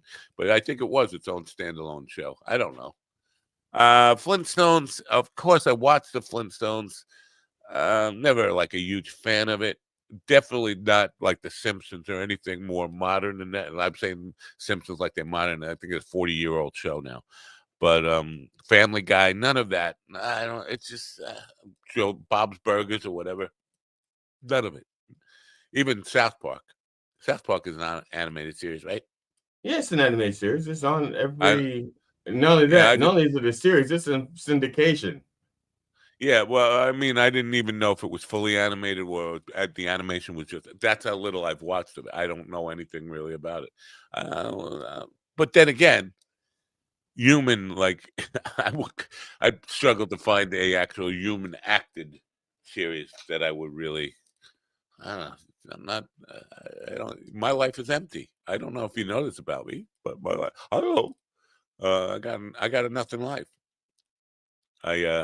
I do this, and then I paint, and then maybe play a little music, and then wish I would die today. That's dear God, please take me now. And it never works. Never works. I could pray to die all I want. It just doesn't. My prayers don't get answered. Now, when you were growing up, there was a show because we're roughly the same age. You're like ancient compared to me. You're You're a like few 2 months years older older than than me, me. right? No, You're like a 2 or 3 months older than I am. 2 years, But 3, 5, there 10 was a years. show called Here's Huddles when we were a kid. It was a football show, and it was like these 3 football players, and they go like solve crimes, and they had to solve the crime before they got to the game. They had to solve the crime and then go to a game and play and then win the game. And Huddles was actually the name of the dog. There's 3 Never, football players. never even heard of it. You've never heard of Here's Huddles? No, it was just a Baltimore area thing, right? That's it. I don't think so. Let me see. Here's Huddles. Here's Huddles. It's a cartoon. So let me help the logarithm out that way. Yeah. All right. First of all, I'm saying it's wrong. It's Where's Huddles. It's Where's Huddles, not Here's Huddles. Okay, so I stand corrected. After all these years, I've know now. And it says Cartoon Network. What? Don't tell me they're on Cartoon Network. Where's Huddles? Now, here's the funny thing. It goes, Where's Huddles is an animated sports sitcom that follows the misadventures of our pro football families, particularly the Huddles and the McCoys. What? Did I really misunderstand this? I thought Huddles was the dog. The Huddles and the McCoys. As they navigate life on and off the field, the show features humorous situations such as the characters attempting to install a swimming pool while dealing with various challenges. You can find more information about the show on platforms like IMDb and Apple TV. Whoa, it was 1970. Whoa. I don't know if you don't even get that reference, but that's because you're not a whoa guy. Cameron Fernandez, also known as Sore Hands, he's a classical guitarist on YouTube, and he basically does a tongue-in-cheek reaction show to a lot of guitar players, and it's like he's insulting them, but he's not really. It's all tongue-in-cheek. He's trying to be funny. And a lot of people hate it, but he starts to, hey, welcome to the reaction log. Whoa. That's how he starts every program, with the 3 whoas. And and he's also got this little thing where he wears a suit jacket, and he's always like buttoning the button, but never gets it buttoned while he's talking. He's always doing this, but it never gets buttoned. He's like trying to button it and it never gets buttoned, but he does that a lot. That's his thing. Whoa, and this. But he's picking a fight with Marcin, the guy who, the slap dude doing all the classical stuff and acting like he's doing it all at once, where he's not. He's overdubbing stuff. And there's kind of a war going on. And he's getting a lot. His channel is growing big time because of his war with Marcin, because Marcin has a lot of followers. And in the comments, it's all sore hands, whoa stuff. I'm trying to get him on this program because I think deep inside this classical guitarist young man, he's like in his late 20s or something, there is a comedian wannabe. This guy definitely wants to be in a comedy club. And I think he's pretty good. I think he's pretty funny. I laugh at his stuff.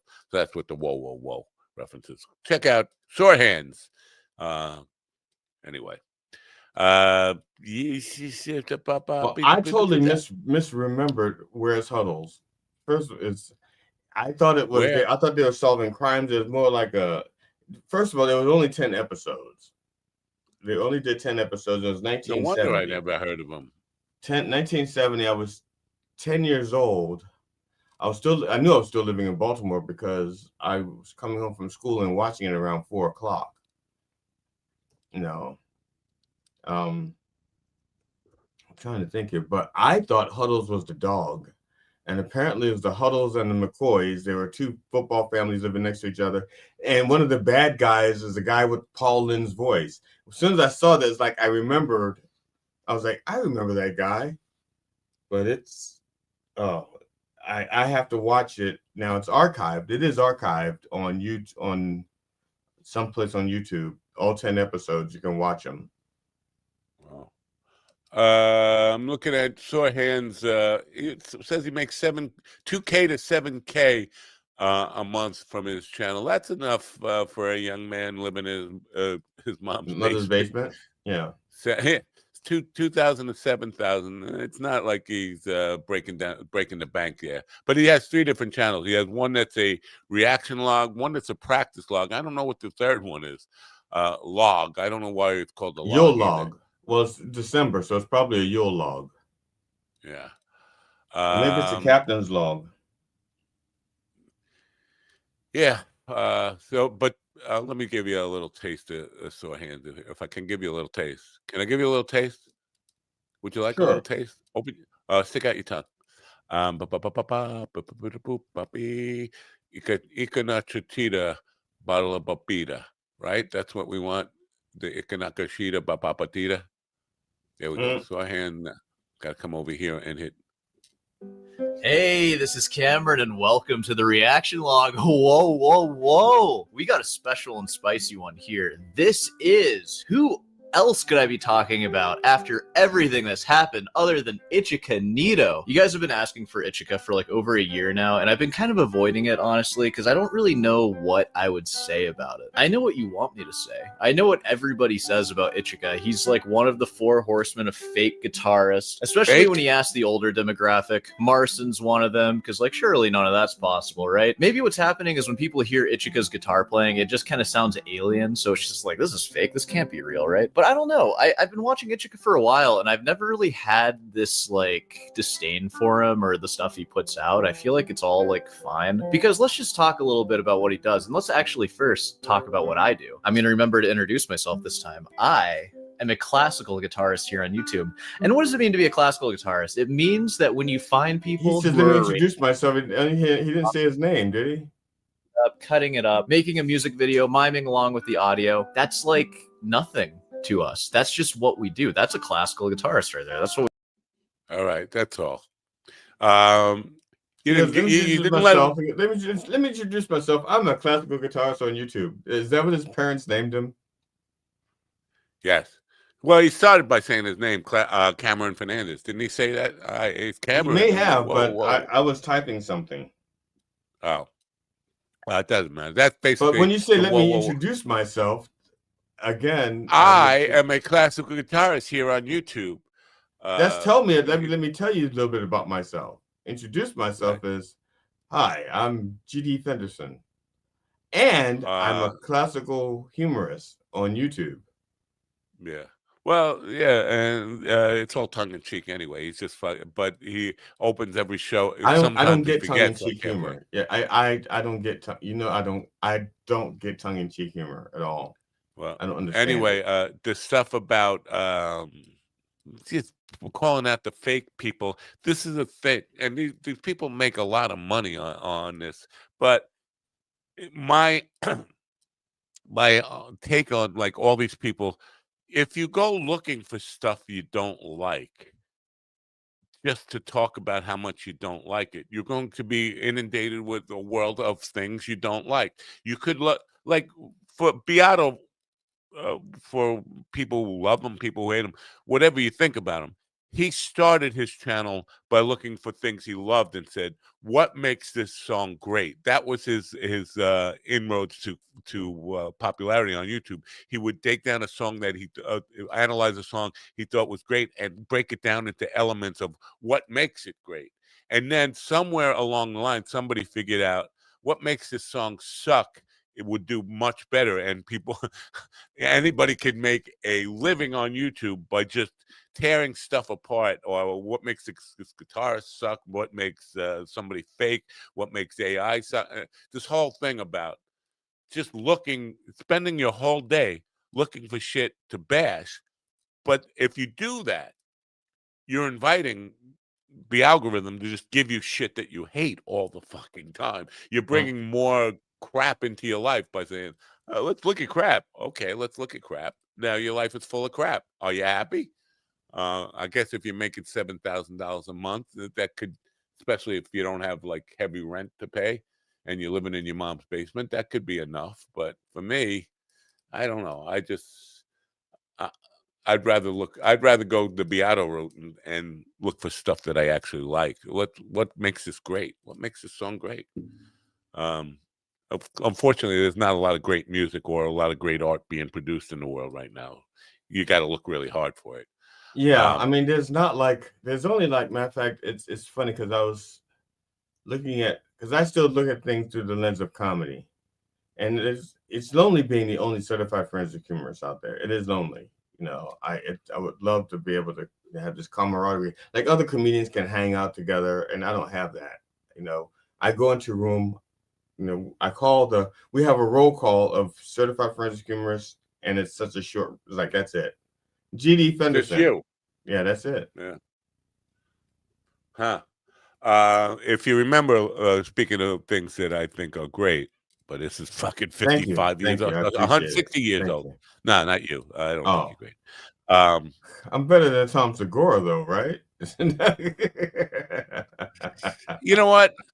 What happened to Tom Segura? Did he join the Flat Earth people and just walk off the edge? What happened to Tom Segura?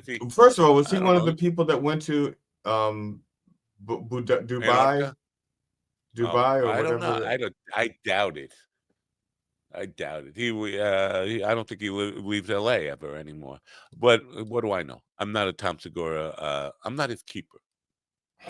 But about a week ago, I was talking about Carol Miller, who I heard on the radio coming home from a paint party one night.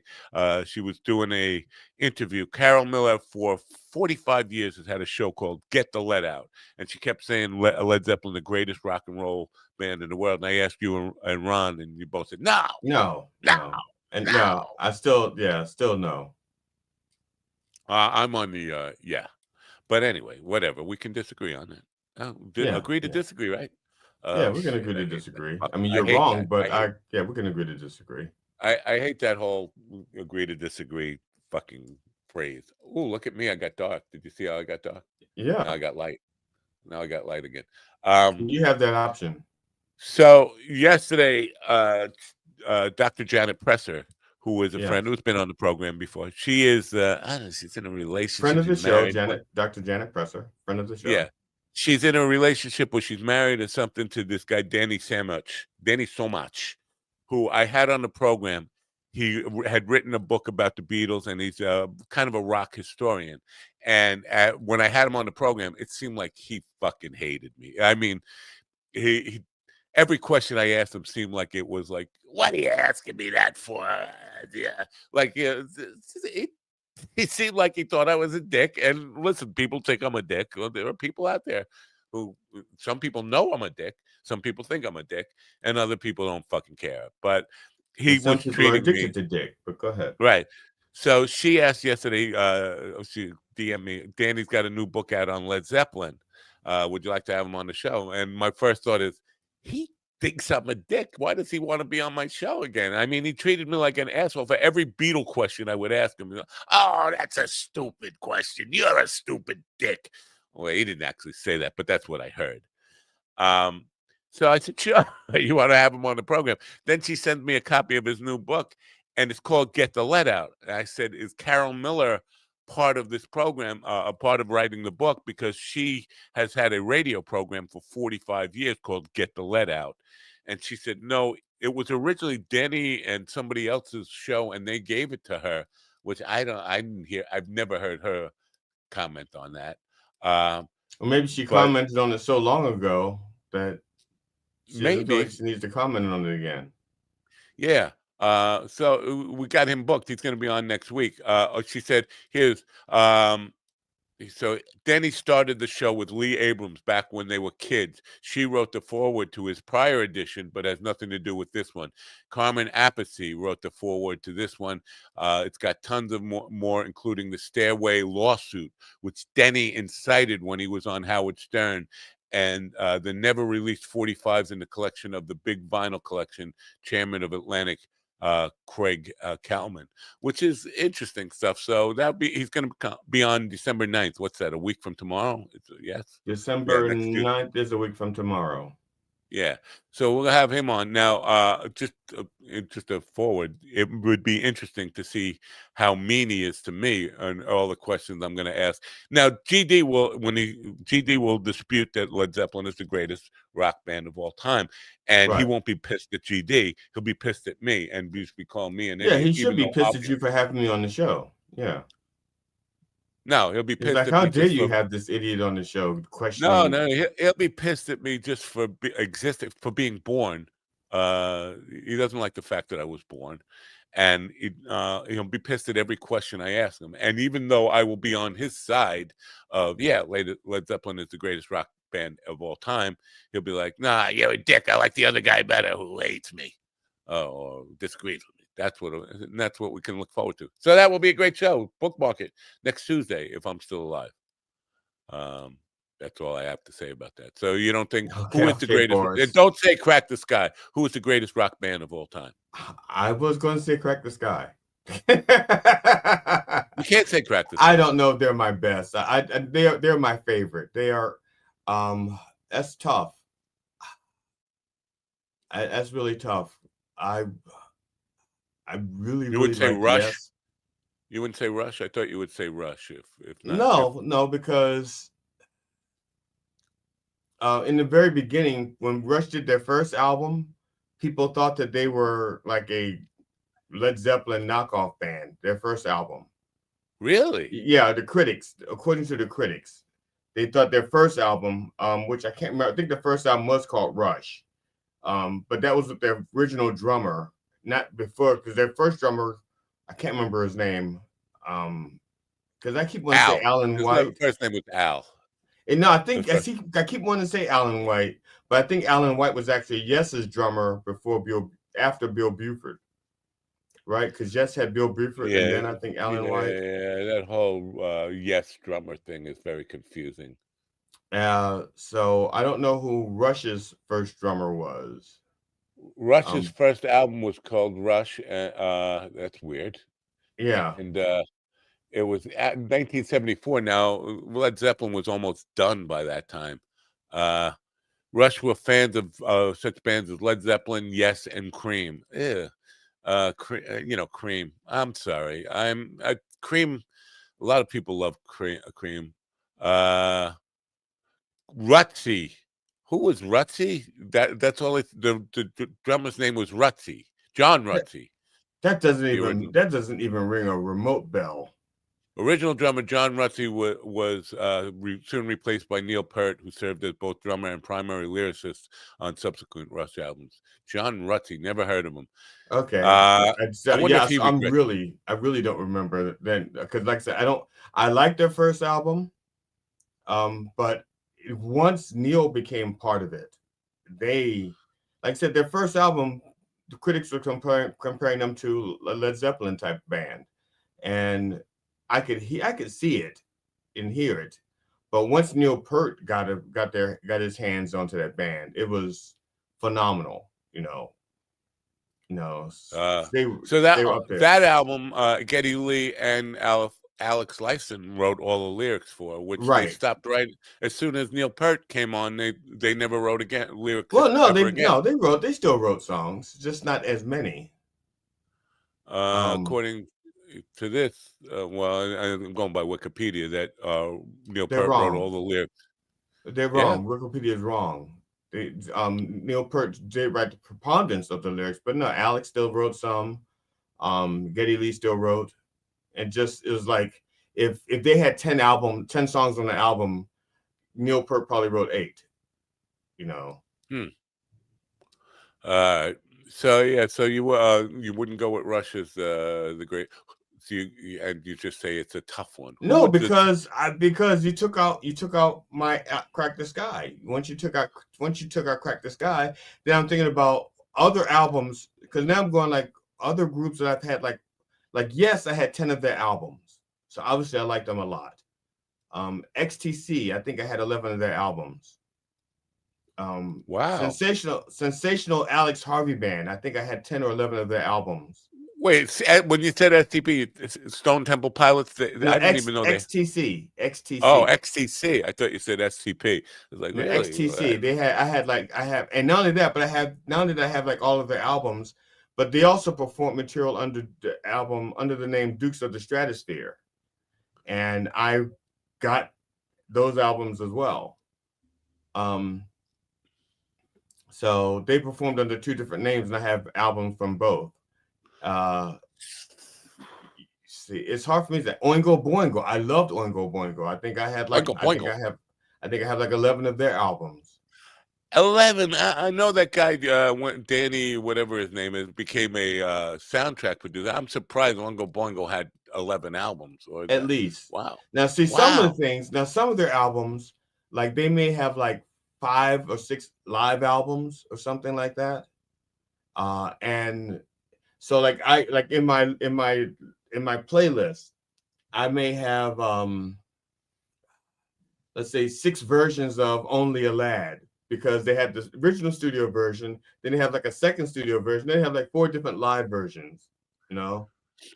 I loved Earth, Wind and Fire, Ohio Players. Yeah. Earth, Wind and Fire, but I wouldn't call them a rock band. Would you Yeah, call that's them just a rock? it. Yeah. What are they? What are they? They're not an R&B They're classified band. as R&B, but they're just a fucking good band. Yeah, it's really hard to put. I don't think of them as an R&B band, even though they. I think Yeah, but if you white, went into the record store, and you said, "I'm looking for Earth, Wind and Fire," they'll go like an R&B. yeah, right? because white people they see black people in the band, they must be a R&B. Even Living Color, they're R&B band. yeah, they're not. No, I'm sorry. I looked in R&B. There's no Living Color. Did you look in soul? No, Yeah. they're not in soul. What about reggae? Did you look in reggae? No, they're not in reggae. Yeah, gospel. Have you tried gospel? There's a lot of black bands in gospel. So, yeah, it's just like what band do they really belong in? I don't know. I loved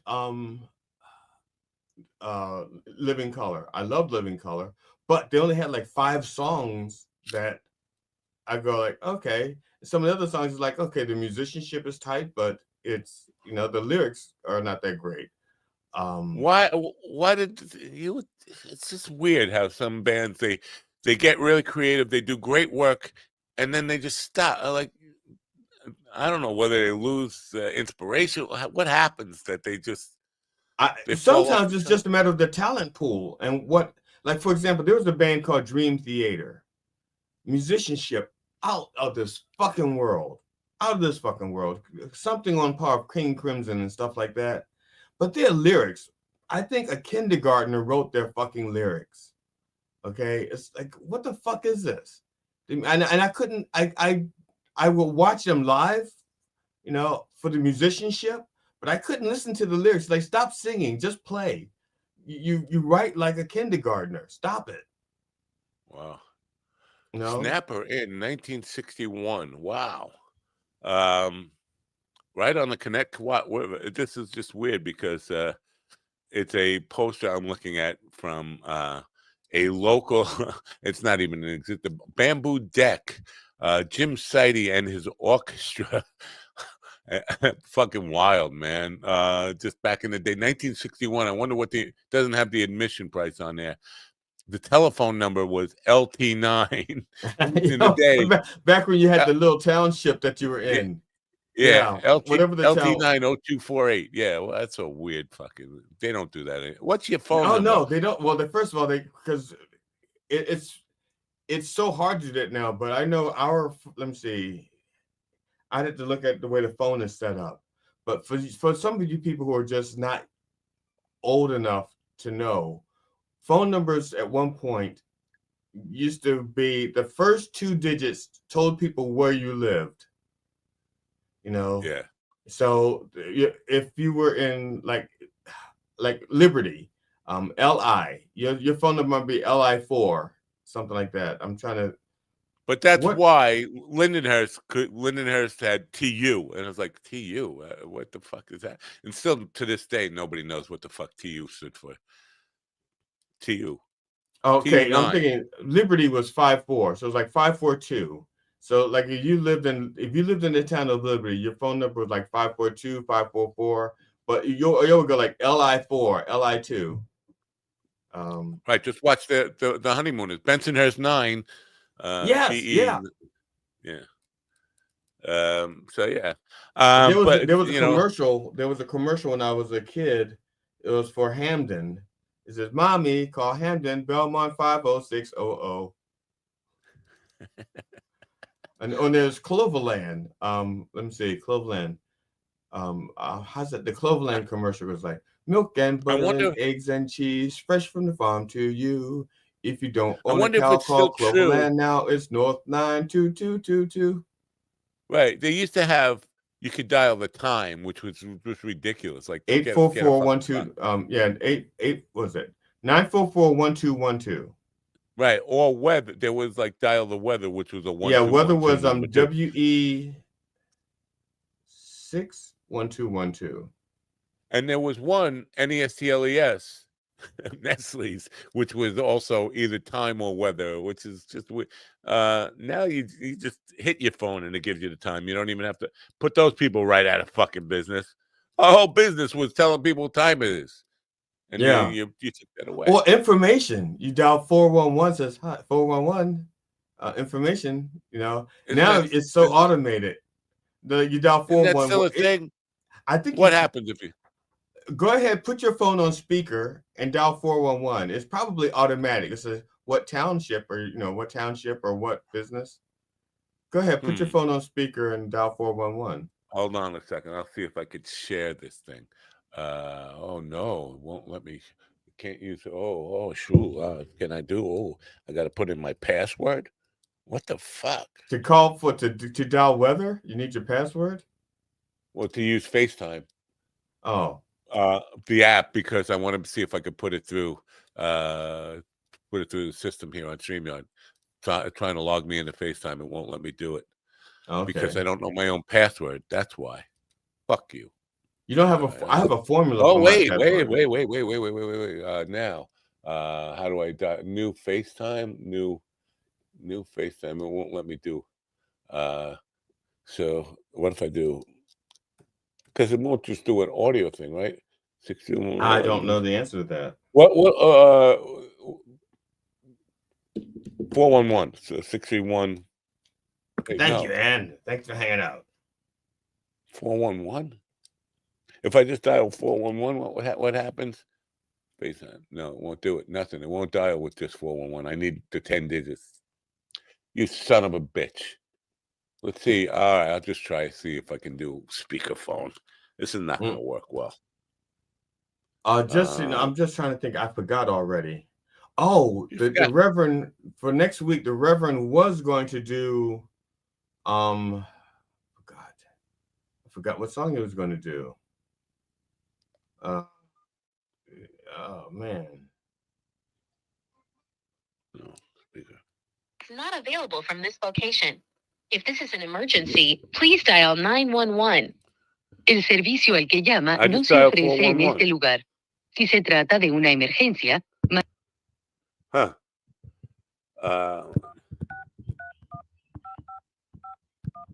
The Reverend was looking at the song that he was going to do next week. The service you are calling is not available from this location. If this is an emergency, please dial. So no, there's not. 411 is not available from this location. How's that? Wow. The Reverend was gonna do the songs of the Monkees. No, he was gonna do a song, and they looked up the lyrics, and they were so fucking repetitive. Even though the song is like 5 minutes long, it's like he kept repeating the same lyrics over and over again, and he didn't want to fall into the same trap as he did with Higher Ground, because he never paid attention to how like the last two lyrics of each verse was like the last two lines of each verse were almost always the same. People keep on, so it won't be too long. It won't be too long. Right, won't be too long. Yeah, this goes back to this whole thing in The Chosen. Jesus keeps saying soon. Soon can mean a lot. Soon can mean 100 years from now. Soon can mean 5 seconds from now. Soon won't be too long. That's what Blind Boy, what's his name, Stevie Wonder, was saying in 1973, 74. It won't be too long. Here we are, 55. Well, this is where things get screwed up, like in the Bible. Not just, early in the Bible, it gets screwed up during the creation thing. But apparently, God says to Adam, "Do not eat of the tree. Do not eat the fruit of the tree of knowledge. On that day, you shall surely die." Now, they eat from that tree, and they live for 992 years. So, to the average person who reads the Bible, a day for God was 1,000 years. So I don't get that. I'm just saying. I get what you just said, but I said there's no way I can wrap my head around that, because my head doesn't wrap. I don't know if you know this about my head, but it doesn't wrap. So yeah, but see, now that's why when these Bible people try to tell the age of the earth, they base it. That's why they say the earth was only 6,000 years old or 7,000 years old, because when God says to Adam, "You eat this, and on this day you shall die," and then he lives for 992 more years or something. It's like, okay, so a day for God is 1,000 years. So now you got God created the world in 6 days, 6,000 years. And on the seventh day, he rested. So that's why they say the earth was only a few thousand years old. That's nice. So you get 1,000 years of rest. That's not bad.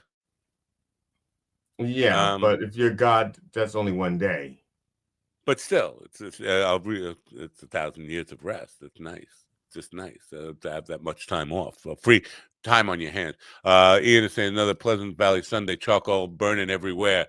Go ahead, give me the rest of the lyrics. Another Pleasant Valley Sunday here in status symbol land. You know it? You know it? You don't know it?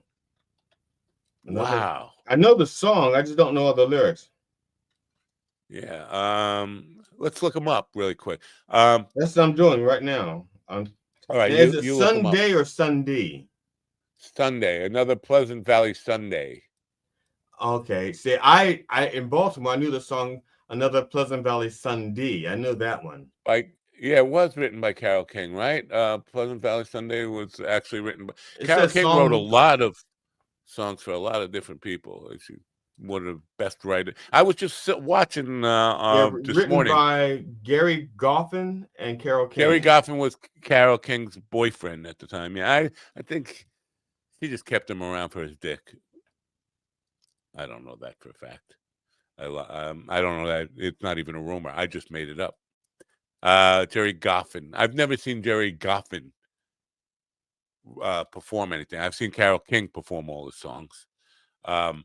But I was just watching Aretha Franklin doing a Natural Woman for Carole King at the Kennedy Center, honoring Carole King's. Very cool. Carole King was just like, she was like, oh my God. So do you have the lyrics there for us? I did. I just closed them up.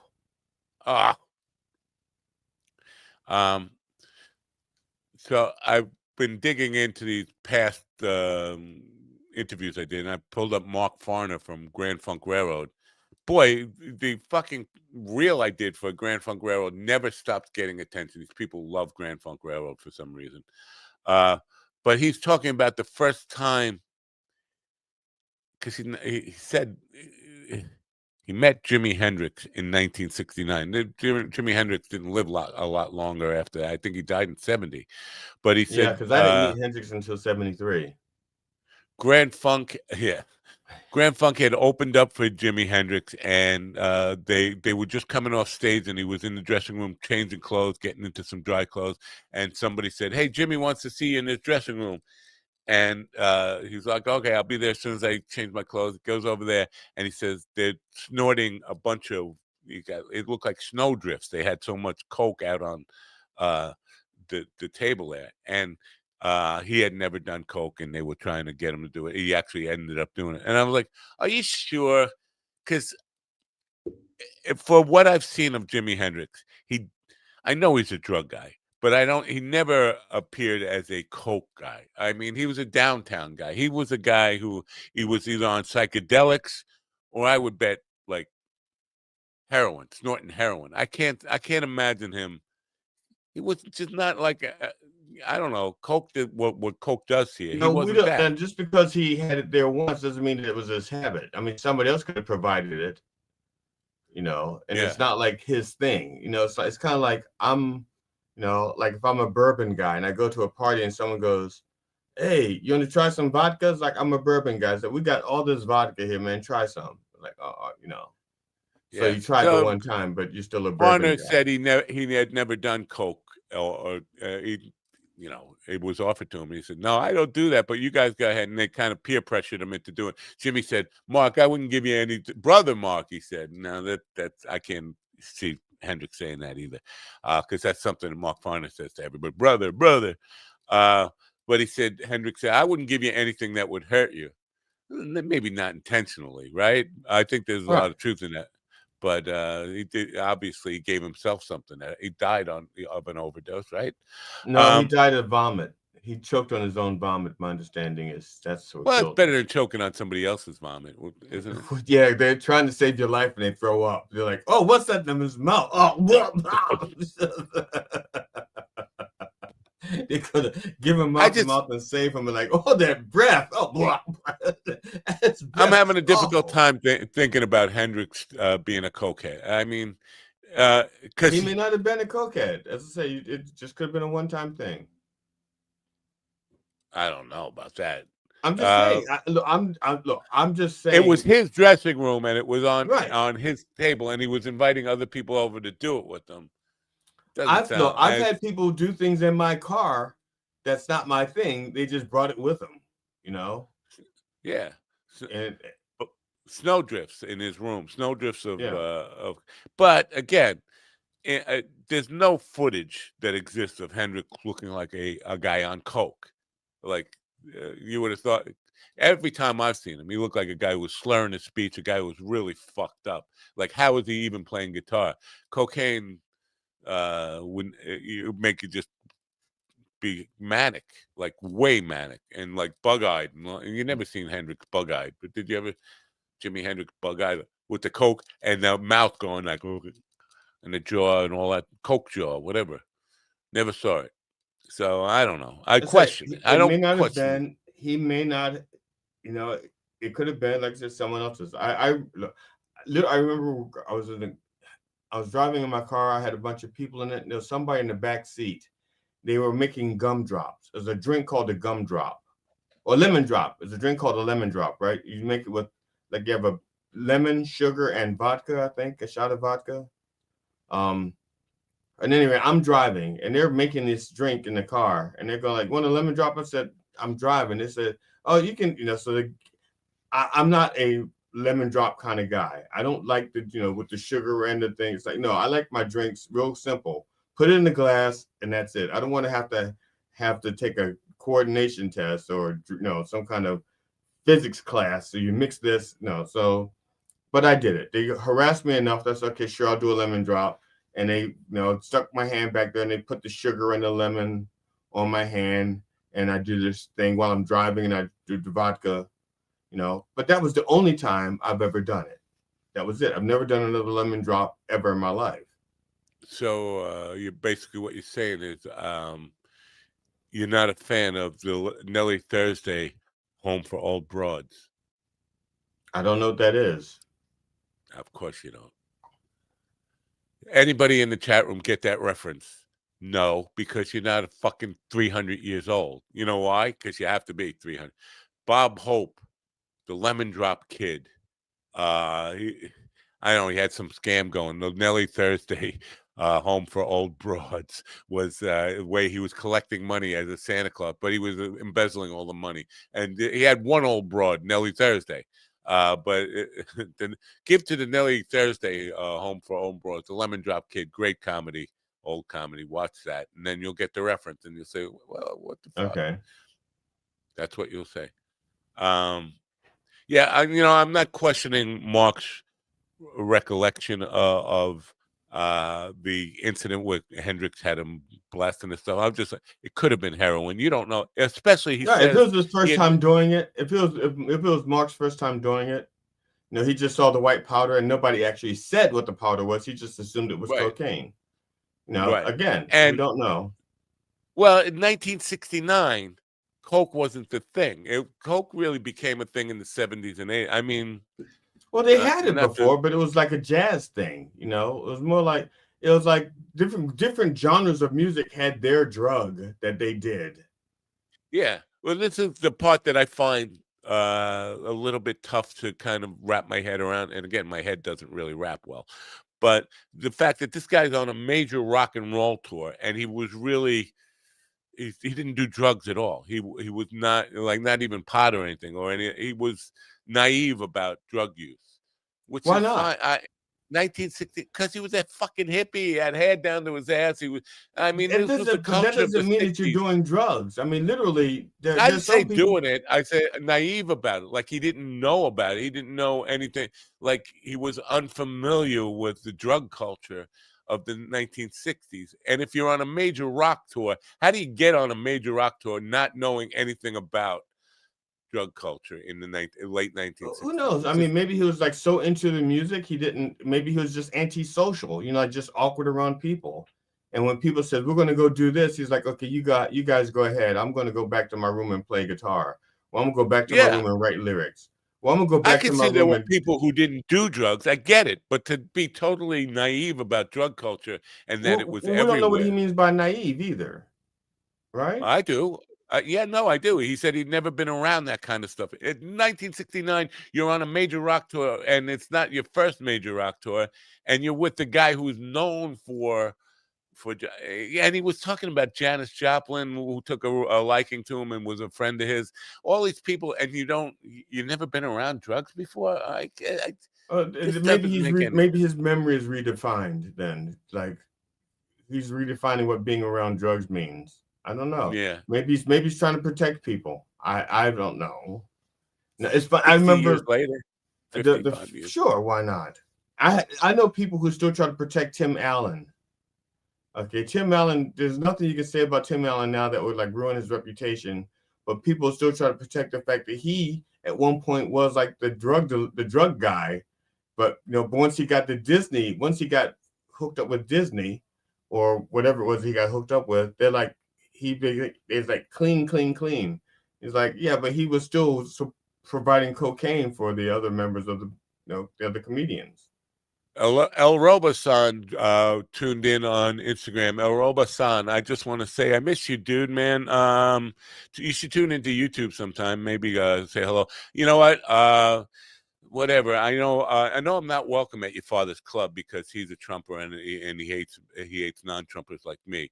But I miss playing there. I miss you singing with me. I miss the whole thing. I just want to say, it'd be great even if you could find a way to make some music together. Whatever. The whole Trumper stuff. I apologize for whatever I might have said that made your father put me on the out list on there, but tell him to book me. Tell him to book me over there because I see a lot of my friends doing stuff there, acoustic, and that crowd, they love us and me more than anybody. I mean, that doesn't say a lot about them, but let's be honest, they love me there. They love me. Those people still follow me. Tell your father to book me there. Oh, love you, Ralph. But would you want to work for somebody who's a Trumper like that, or you just want to perform? You'll take their money. You just don't want to work with them. I haven't seen his father since he sobered up. His father, used to own all the beach venue or manage all the beach venues. And I remember like pulling up there at 10 o'clock in the morning and he was already 3 sheets to the wind with a scotch in his hand. I mean, and now he's totally sober. I don't know what he's like sober, but he's still a very Republican Trumper guy. I don't know. And, I cut all the Trumpers out of my life, so it's my own doing. What is Slaptail saying here? Tim Allen, pretty sure Western Michigan University gave him an honorary master's or some shit. He went to school there. Okay. He doesn't do drugs anymore. He went to prison for dealing drugs or something, right? Tim Allen? I don't know if he went to prison. I think he did. I don't know. Let's look it If up. he went Tim to Allen prison, then people don't need to protect him anymore. What do you mean? Why? I'm just saying that for the longest time, people would not talk about. Maybe they need to protect him from the people he ratted out before he went to prison. Okay. Before achieving fame, actor and comedian Tim Allen served a 2-year prison sentence for a 1978 drug trafficking conviction. He was arrested at Kalamazoo Battle Creek International Airport in Michigan for possession of over 650 grams, 1.4 pounds of cocaine. 1978. Wow. Yeah. Oh, that was before he was famous. You know that was probably why he was going ow, ow, ow, ow. It's like a couple of lines of coke, and it's like ow, ow, ow, ow, ow, ow, ow, ow. Yeah. I've never done coke. I've been offered coke, but I've never done it. The people who lived there, well, it's not like that was my introduction from it. People who rented the apartment upstairs from me in the house that got lost to the flood, they were coke dealers and always had coke parties up in their apartment at night. And I was thinking about this last night. What a sick fuck I was, because when they had these like coke parties, they would all get stoned out, but when coming down from that, when the coke is running out, they get very mellow, and they're all kind of just sitting there on the couch. They still got the jaw going, but they're starting to get into this rubber state between the up from the coke and coming down and crashing with all the bourbon and everything else they were going on. And when they were in that moment, something clicked in my mind, and this was a habitual thing. It's 4:00 in the morning. I know they're about to crash out. I'm going to go upstairs at the top of the stairs, and I'm going to get bottle rockets and light them and shoot them into their fucking apartment. And they would be shooting around and blowing up while these people are all in this fucking almost crashing state. And they would fall for it every time, and I would hear them screaming, fuck, he did it again. And I'm trying to think, what the fuck got into my fucking retarded head? Now, this would be a cool thing to do, is crawl up to the top of the stairs and light bottle rockets to fucking. Were you jealous that they were having all this coke fun and you weren't invited, or were you invited? No, it's just mischievous. I would just laugh. I would just think it was the funniest shit in the world to watch people just fucking bouncing off the couch and fucking, holy shit, what the but like, I don't know what went into my psyche that makes me think that's fun. Even to this day, as I think about it, I start to laugh. Like, how fucked up that must be to be in that jelly-headed state of mind, and all of a sudden you're just mellowing out, and then all of a sudden there's rockets flying around your apartment and popping like firecrackers and stuff. Now, if people were tripping on acid around me, I would fuck with them big time. And some of it, I think I scared somebody so much that it stopped me from doing it. I scared them, and they started freaking out and running. And I thought to myself, they actually could hurt themselves. I should stop doing this. And I eventually did stop doing it. Yeah, see, that you would have thought that kind of mentality would eventually seep into my head. Like, they might hurt them. This could be a bad idea. But no, I kept doing it. Like, I think every Friday and Saturday night, that was the thing. Wait till 4:00 in the morning, crawl up to the top of the stairs and find a little space under the door with like a bunch of bottle rockets and line them up and just shoot them in there. And it's like my thing. And I was like, what the fuck? Weren't you afraid of something catching fire and then you had to put it out? You didn't worry about that? No, that would be a rational thought. that would be my first thought. It's like, oh no, something's going to catch fire. That just makes too much sense. It's fun. It's funny. My wife and I were talking about. We were watching. There was a series called 6 Feet Under, and this one guy cheats on his pregnant wife with this church lady. And right afterwards, they're both feeling really good about what they've done and the whole bit. And then he has a stroke, and the stroke leads to his death, and so I said to my wife, and that's why you don't. I said, my wife, I think I said, and that's why I've never cheated on anybody. And my wife said something like, "That's why you've never cheated." I said, "Yeah, with my luck, I would die, right there, and I wouldn't, that's it. That's why I've never done it. Yeah. Or I would have a stroke and I wouldn't die, which would be even worse. So that will be my legacy. So I mean, when I'm dead, the thing I will be remembered for is the asshole. Well, no, everybody who was in that room is probably dead by now anyway. Oh no, Big Jim's still alive. I see Big Jim every once in a while on Facebook. He's still alive, but most of those people are dead, and I'm a little jealous, to be honest with you, because that they died or that they got to have that much fun. That they died the way, because I am the ringleader, the guy who was the biggest coke dealer of all, and the guy who rented the apartment. He died. He was going to rehab. He was planning on going to rehab. He was in Miami or Miami, and then he went to visit his brother because his brother had an inn at a rehab. He was going to go, and he got there and went to sleep, and then never woke up. It's like, that's the way to go, man. You just, he wasn't like, I don't know if he died of an overdose. I don't think he died of an overdose. He just went to sleep and didn't wake up the next day. And to me, there's an old joke where this is I want to die in my sleep like my uncle, and not screaming and yelling and burning up alive like the rest of the people in the car. Yeah, right. Like the rest of his passengers. Or something like that. Yeah. So yeah, but that, you know what? At this point, I'm thinking about ways I don't want to die, not how I do want to die. But it just seems to me, just going to sleep and not waking up, that's getting off easy. You got off easy. And what did you do to deserve to get off that easy? The rest of us have to sit around and fucking worry about what it's going to be, a bullet to the back. Yeah, that's one of the things I got annoyed. There was a guy who recently, the abortion warriors, last name is Deere. He just like died in his sleep, natural causes. He killed and injured like a dozen people in Colorado at an abortion clinic. Wow. They found him unfit to stand trial, so he dies in a medical facility of natural causes in his sleep. Huh. See, some people just, and then who knows? It might suck too.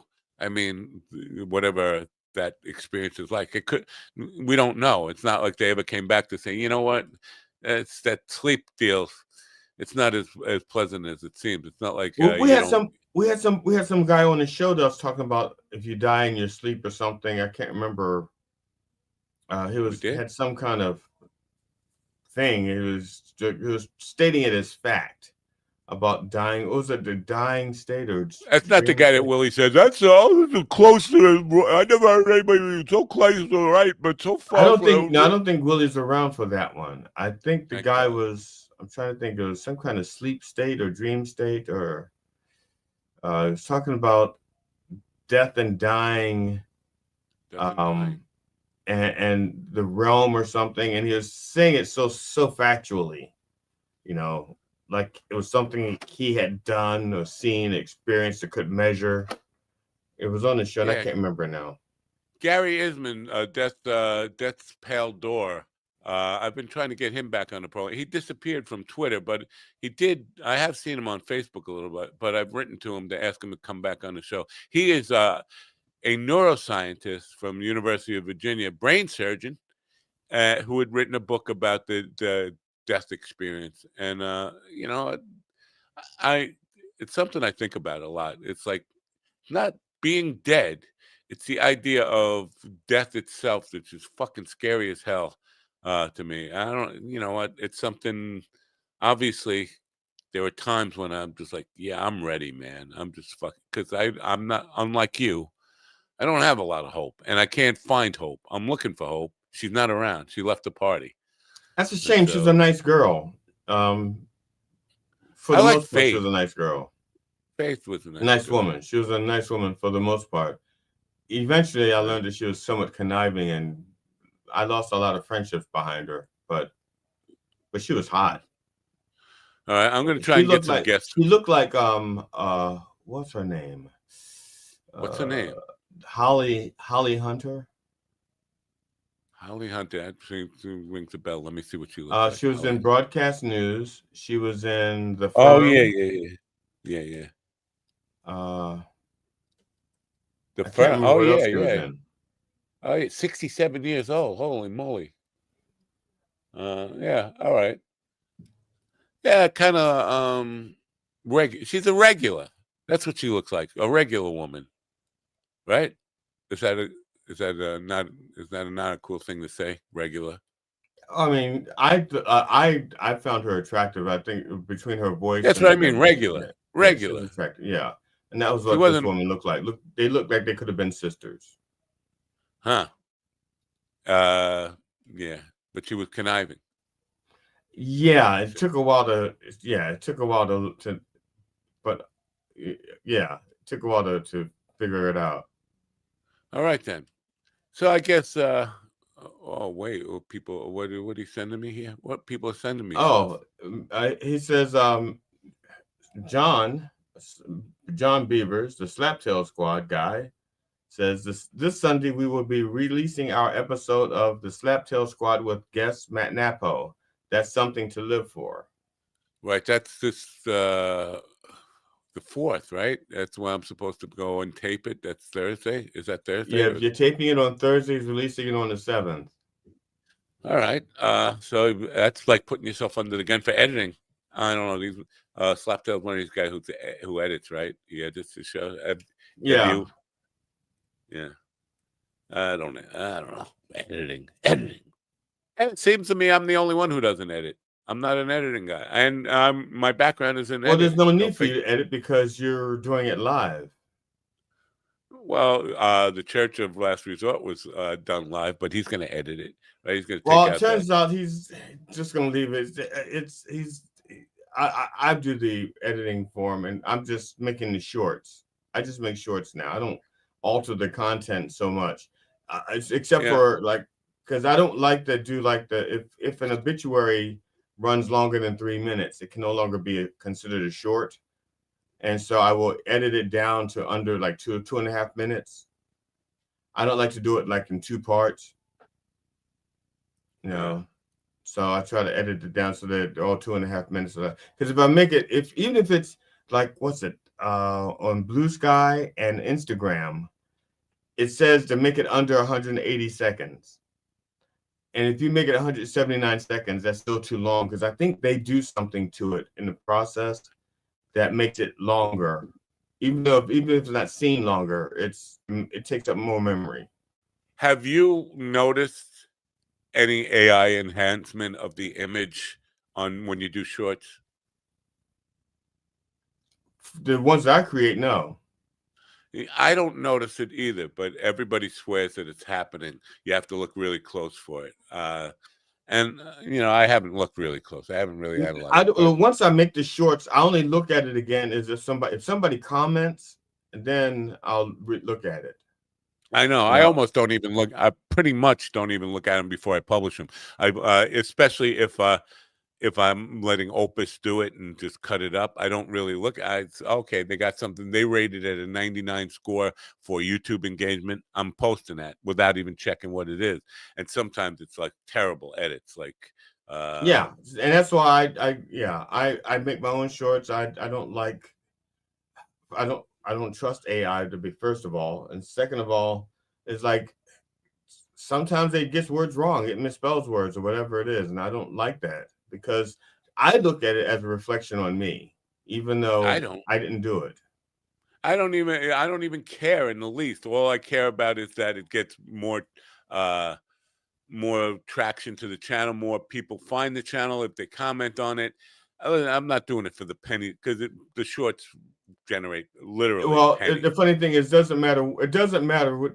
There's no traffic there's not much traffic being driven to the Reverend's page, to the YouTube page or to Facebook page now, or even to my page.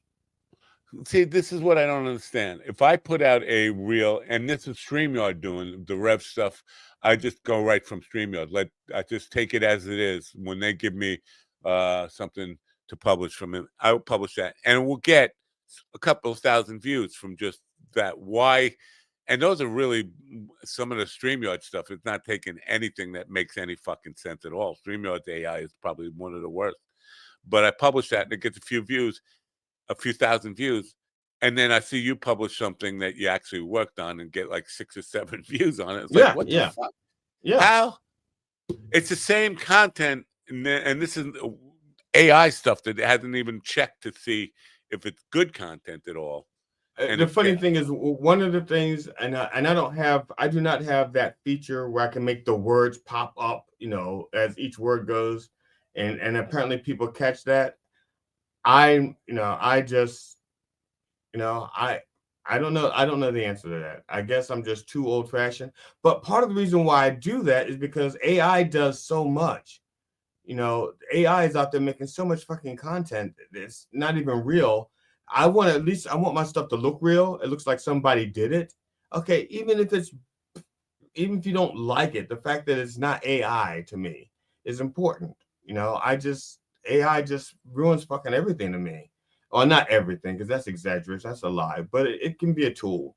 But there's just so many videos out there that are just AI generated. That's just not true. It's not real. It's not live. It's not.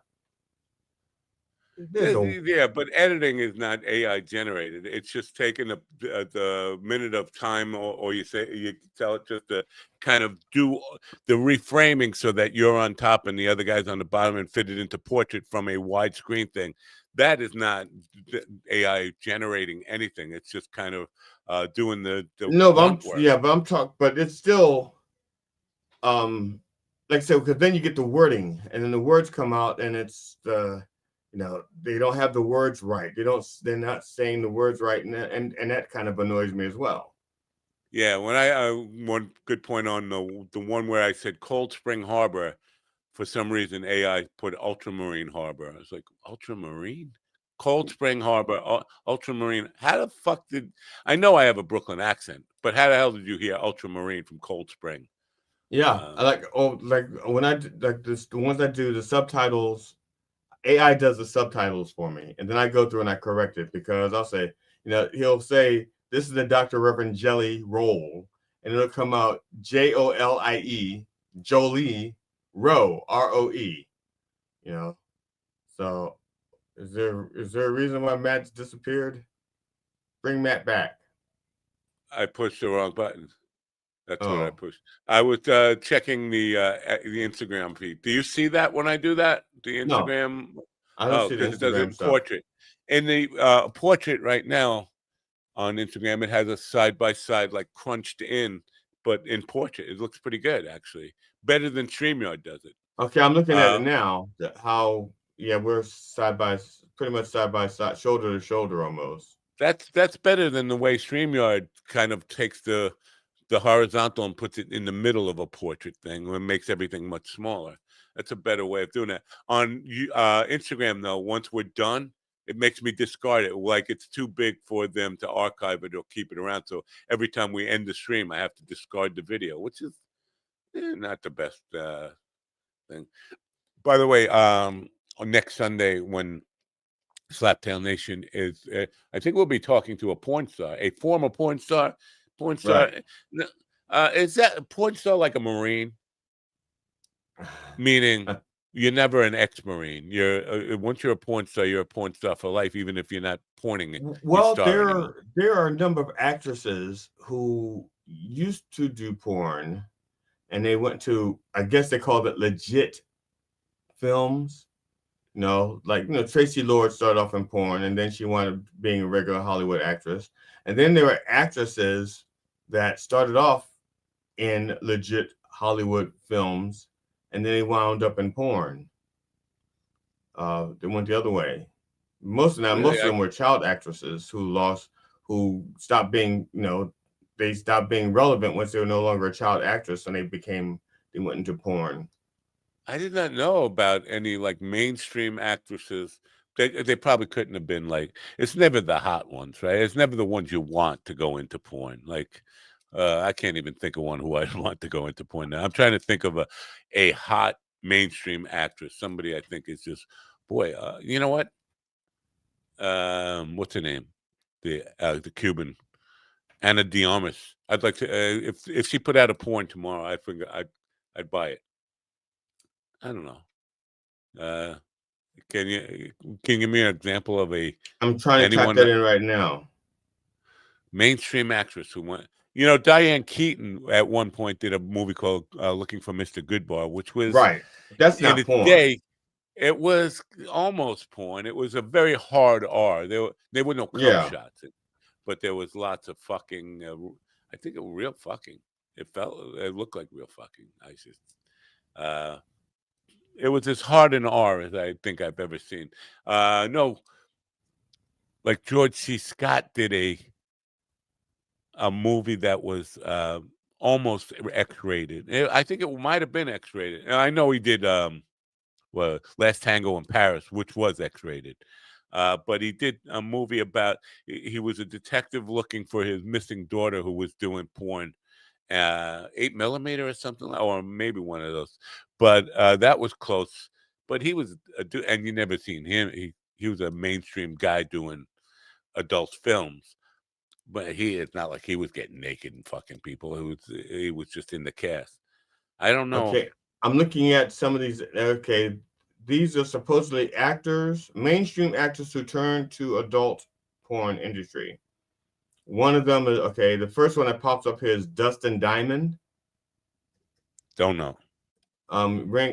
He played Screech in Saved by the Bell. Oh, yeah. That goofy guy. He ended up doing porn. According to this, Tom Sizemore. Oh yeah, he was a drug addict too, right? Sizemore. Yeah. Yeah. Well, no, that's his real Stephen name. Jeffries. Now the fun thing is, I typed in actresses, and the top 3 here are guys. The top 4 guys. I typed in actresses. Georgina okay, yeah, Spelvin. her. Okay, there's the woman. She played in Family Matters. Jaleel White, right? No, that's Jaleel White was played Urkel. What's her name? Jamie Foxworth. She was in Family Matters. She became an adult porn star. Georgina Spelvin. I don't. What was she in that people would know? Geez, I mean, they have a picture of an old woman here. Like I can't imagine you didn't start doing porn when you were that old. She was inside Georgina Spelvin, 1963. Come on, give me a break. I don't know. I don't even know what I would know her from this. How is she mainstream? I know. Remember the one the Ivory Snow girl, Marilyn Chambers. She was the Ivory Snow commercial girl. Right. Kelly McCarty, a soap opera actress who appeared in a single adult film after content. Jessie Jane, an adult film actress who later made a transition into some main. Well, that's going the other way. Right. Like Tracy Lords went that way. She was a kid who got forced into doing porn as a teenager. And then, how are any of those people who put her in porn when she was a teenager? Yeah, how are they not in jail? There's a statute of limitations or something on this? Well, there may be a statute of limitations. And also, if she used fake IDs back then, and they said, well, we did our due diligence, she said she was 18 or 16. We didn't know she was 14. She had a fake ID. I don't know the answer to that. Yeah, I think her uncle or father or something forced her into it. I don't remember the details of that, but it seemed to me like nine famous actresses who did adult films before they, and that was it. Cameron Diaz, Ashlyn Gere, that sounds familiar. I don't know who that is, but the name sounds familiar. Not Richard Gere, right? Cameron Diaz, though, I'm surprised at that. She did porn. Sasha Grey, that sounds. Helen Mirren, wasn't she Superwoman or something? Helen Mirren, she's an actress. She was in Reds. Helen, I got to see what now, she and like. we also don't know what they mean by porn. She could have been in porn. I mean, I was in a porn movie, but I was not having sex with anybody. Really? How did you end up in a porn movie? What movie? Oh, it was Homemade. Oh, Oh, okay. Helen, I, she's ugly. I mean, she's old. She's very old. I yeah, can't. she's like in her 70s or 80s now. Oof. But she did and it's not saying what porn movie she was in. Yeah, and she may not have done porn. She may have done a nude scene, that's not necessarily porn. It's hard I to, don't yeah, know, it's hard like to same know with whether. Cameron Diaz. I don't remember, but then again, I was never one of those people that thought Cameron Diaz was like this, whenever going like, wow, she's hot. I'm like, she's okay. Chloe Sevigny, do you know who that is? No. Chloe, somebody's saying that. Let me see what she's not old. Do we see who in Excalibur? Oof. I guess you mean Helen Mirren. Oof. Oh. Yeah, she was. All these women were ugly. I'm sorry. Maitland Ward, don't know her. God. Cameron Diaz started in porn. Really? Cameron Diaz started in porn. Christy Canyon? No. I mean, your name is Christy Canyon. You started out in porn. Come on, you didn't start out as a regular celebrity. What are some bizarre scandals? Gloria Graham, don't know any of these people. Who's this one? Legendary act Greta Garbo and Marlena Dietrich. I know they had nude movies, but not porn. Right, that's what I'm saying. There's a difference between doing a nude and porn. Yeah, even Marilyn Monroe did lots of nudes, but not in film. Celebrities who left the acting world to become porn stars. Dustin Diamond, I don't know. Maitland Ward from Boy Meets World. That's it. They gave me one. There's one. The name of the article is "Celebrities Who Left the Acting World to Become Porn Stars," and they come up with one Maitland Ward. Oh, and then a dude, Chad Johnson from The Bachelorette. I don't know. Scott Schwartz from A Christmas Story. I don't know which kid was Scott Schwartz in Christmas Story. I don't know which kid I think plays. he was the toy, was it? Yeah, and he was the toy. Remember the Richard Pryor movie, Christmas The Toy? Story? No, you're thinking the toy. In Christmas Story, that's the one with yeah, but he was also You're gonna put your eye out. He was in both. Scott Schwartz was from A Christmas Story and The Toy, Richard Pryor movie. So he was the kid who Jamie Foxworth from from Family Matters. I don't know that show. I mentioned her. And that's it. We ran at 5 out of 15, and it runs out. What the hell? Oh no, the Screech Kid. Yeah, that's Damon. That's Diamond. That's the Diamond Kid. Rachel Swimmer from Laguna Beach. Chris Cracker from Leave Britney Alone. I don't know any of these. Nadia Octomom. The Octomom, the woman who had eight kids. She did porn. Kelly McCarty, who was a soap opera. I don't know her. What soap opera was she in? I don't know. Ted Sizemore, Saving Private Ryan. Jonelle Green from A Different World, which was that was a Cosby spinoff, right? Jonelle Green, I wouldn't know her. Stephen Jeffries from Fright Night. These are not like celebrities. These are people who might have been in one movie or something. Slaptail has Joan Collins. Joan Collins? I think she did kind of she did both, right? She was in like B movies, then did some like softcore porn, and then ended up on television in Dynasty, right? So she kind of had but she didn't do hardcore porn, like she didn't do cum shot porn. Yeah, she may have done like Cinemax type porn. Cameron Slaptail's got a lot to say about this. Cameron brought up every copy of her porn apparently. Bought up? Wow. You can't do that anymore. right? Because if Maybe it's on back the then it internet, was just on VHS or something. and nobody digitized it before. That's. They probably didn't have the technology to digitize Hey, it. look at this. We're way overtime. Look at this. Why didn't you tell me we were way overtime? We could have ended this. I hadn't looked down there yet. Look at the clock. It says 11:33. Coming up on Mind Dog TV, but not on YouTube, on Twitch and Twitter, and Escaping Gravity. Lori, former administrator of NASA. I don't remember her last name. Sorry, but she's going to be. So tune into that, right? And tomorrow I'm going to try to have a guest for you. I have somebody who had a former drug addict, an alcoholic, who has changed her life and now looks for peace in other ways. It's possible she could be with us. I don't want to say her name until she's on the program. But so tomorrow we may have a guest for you, Mandy.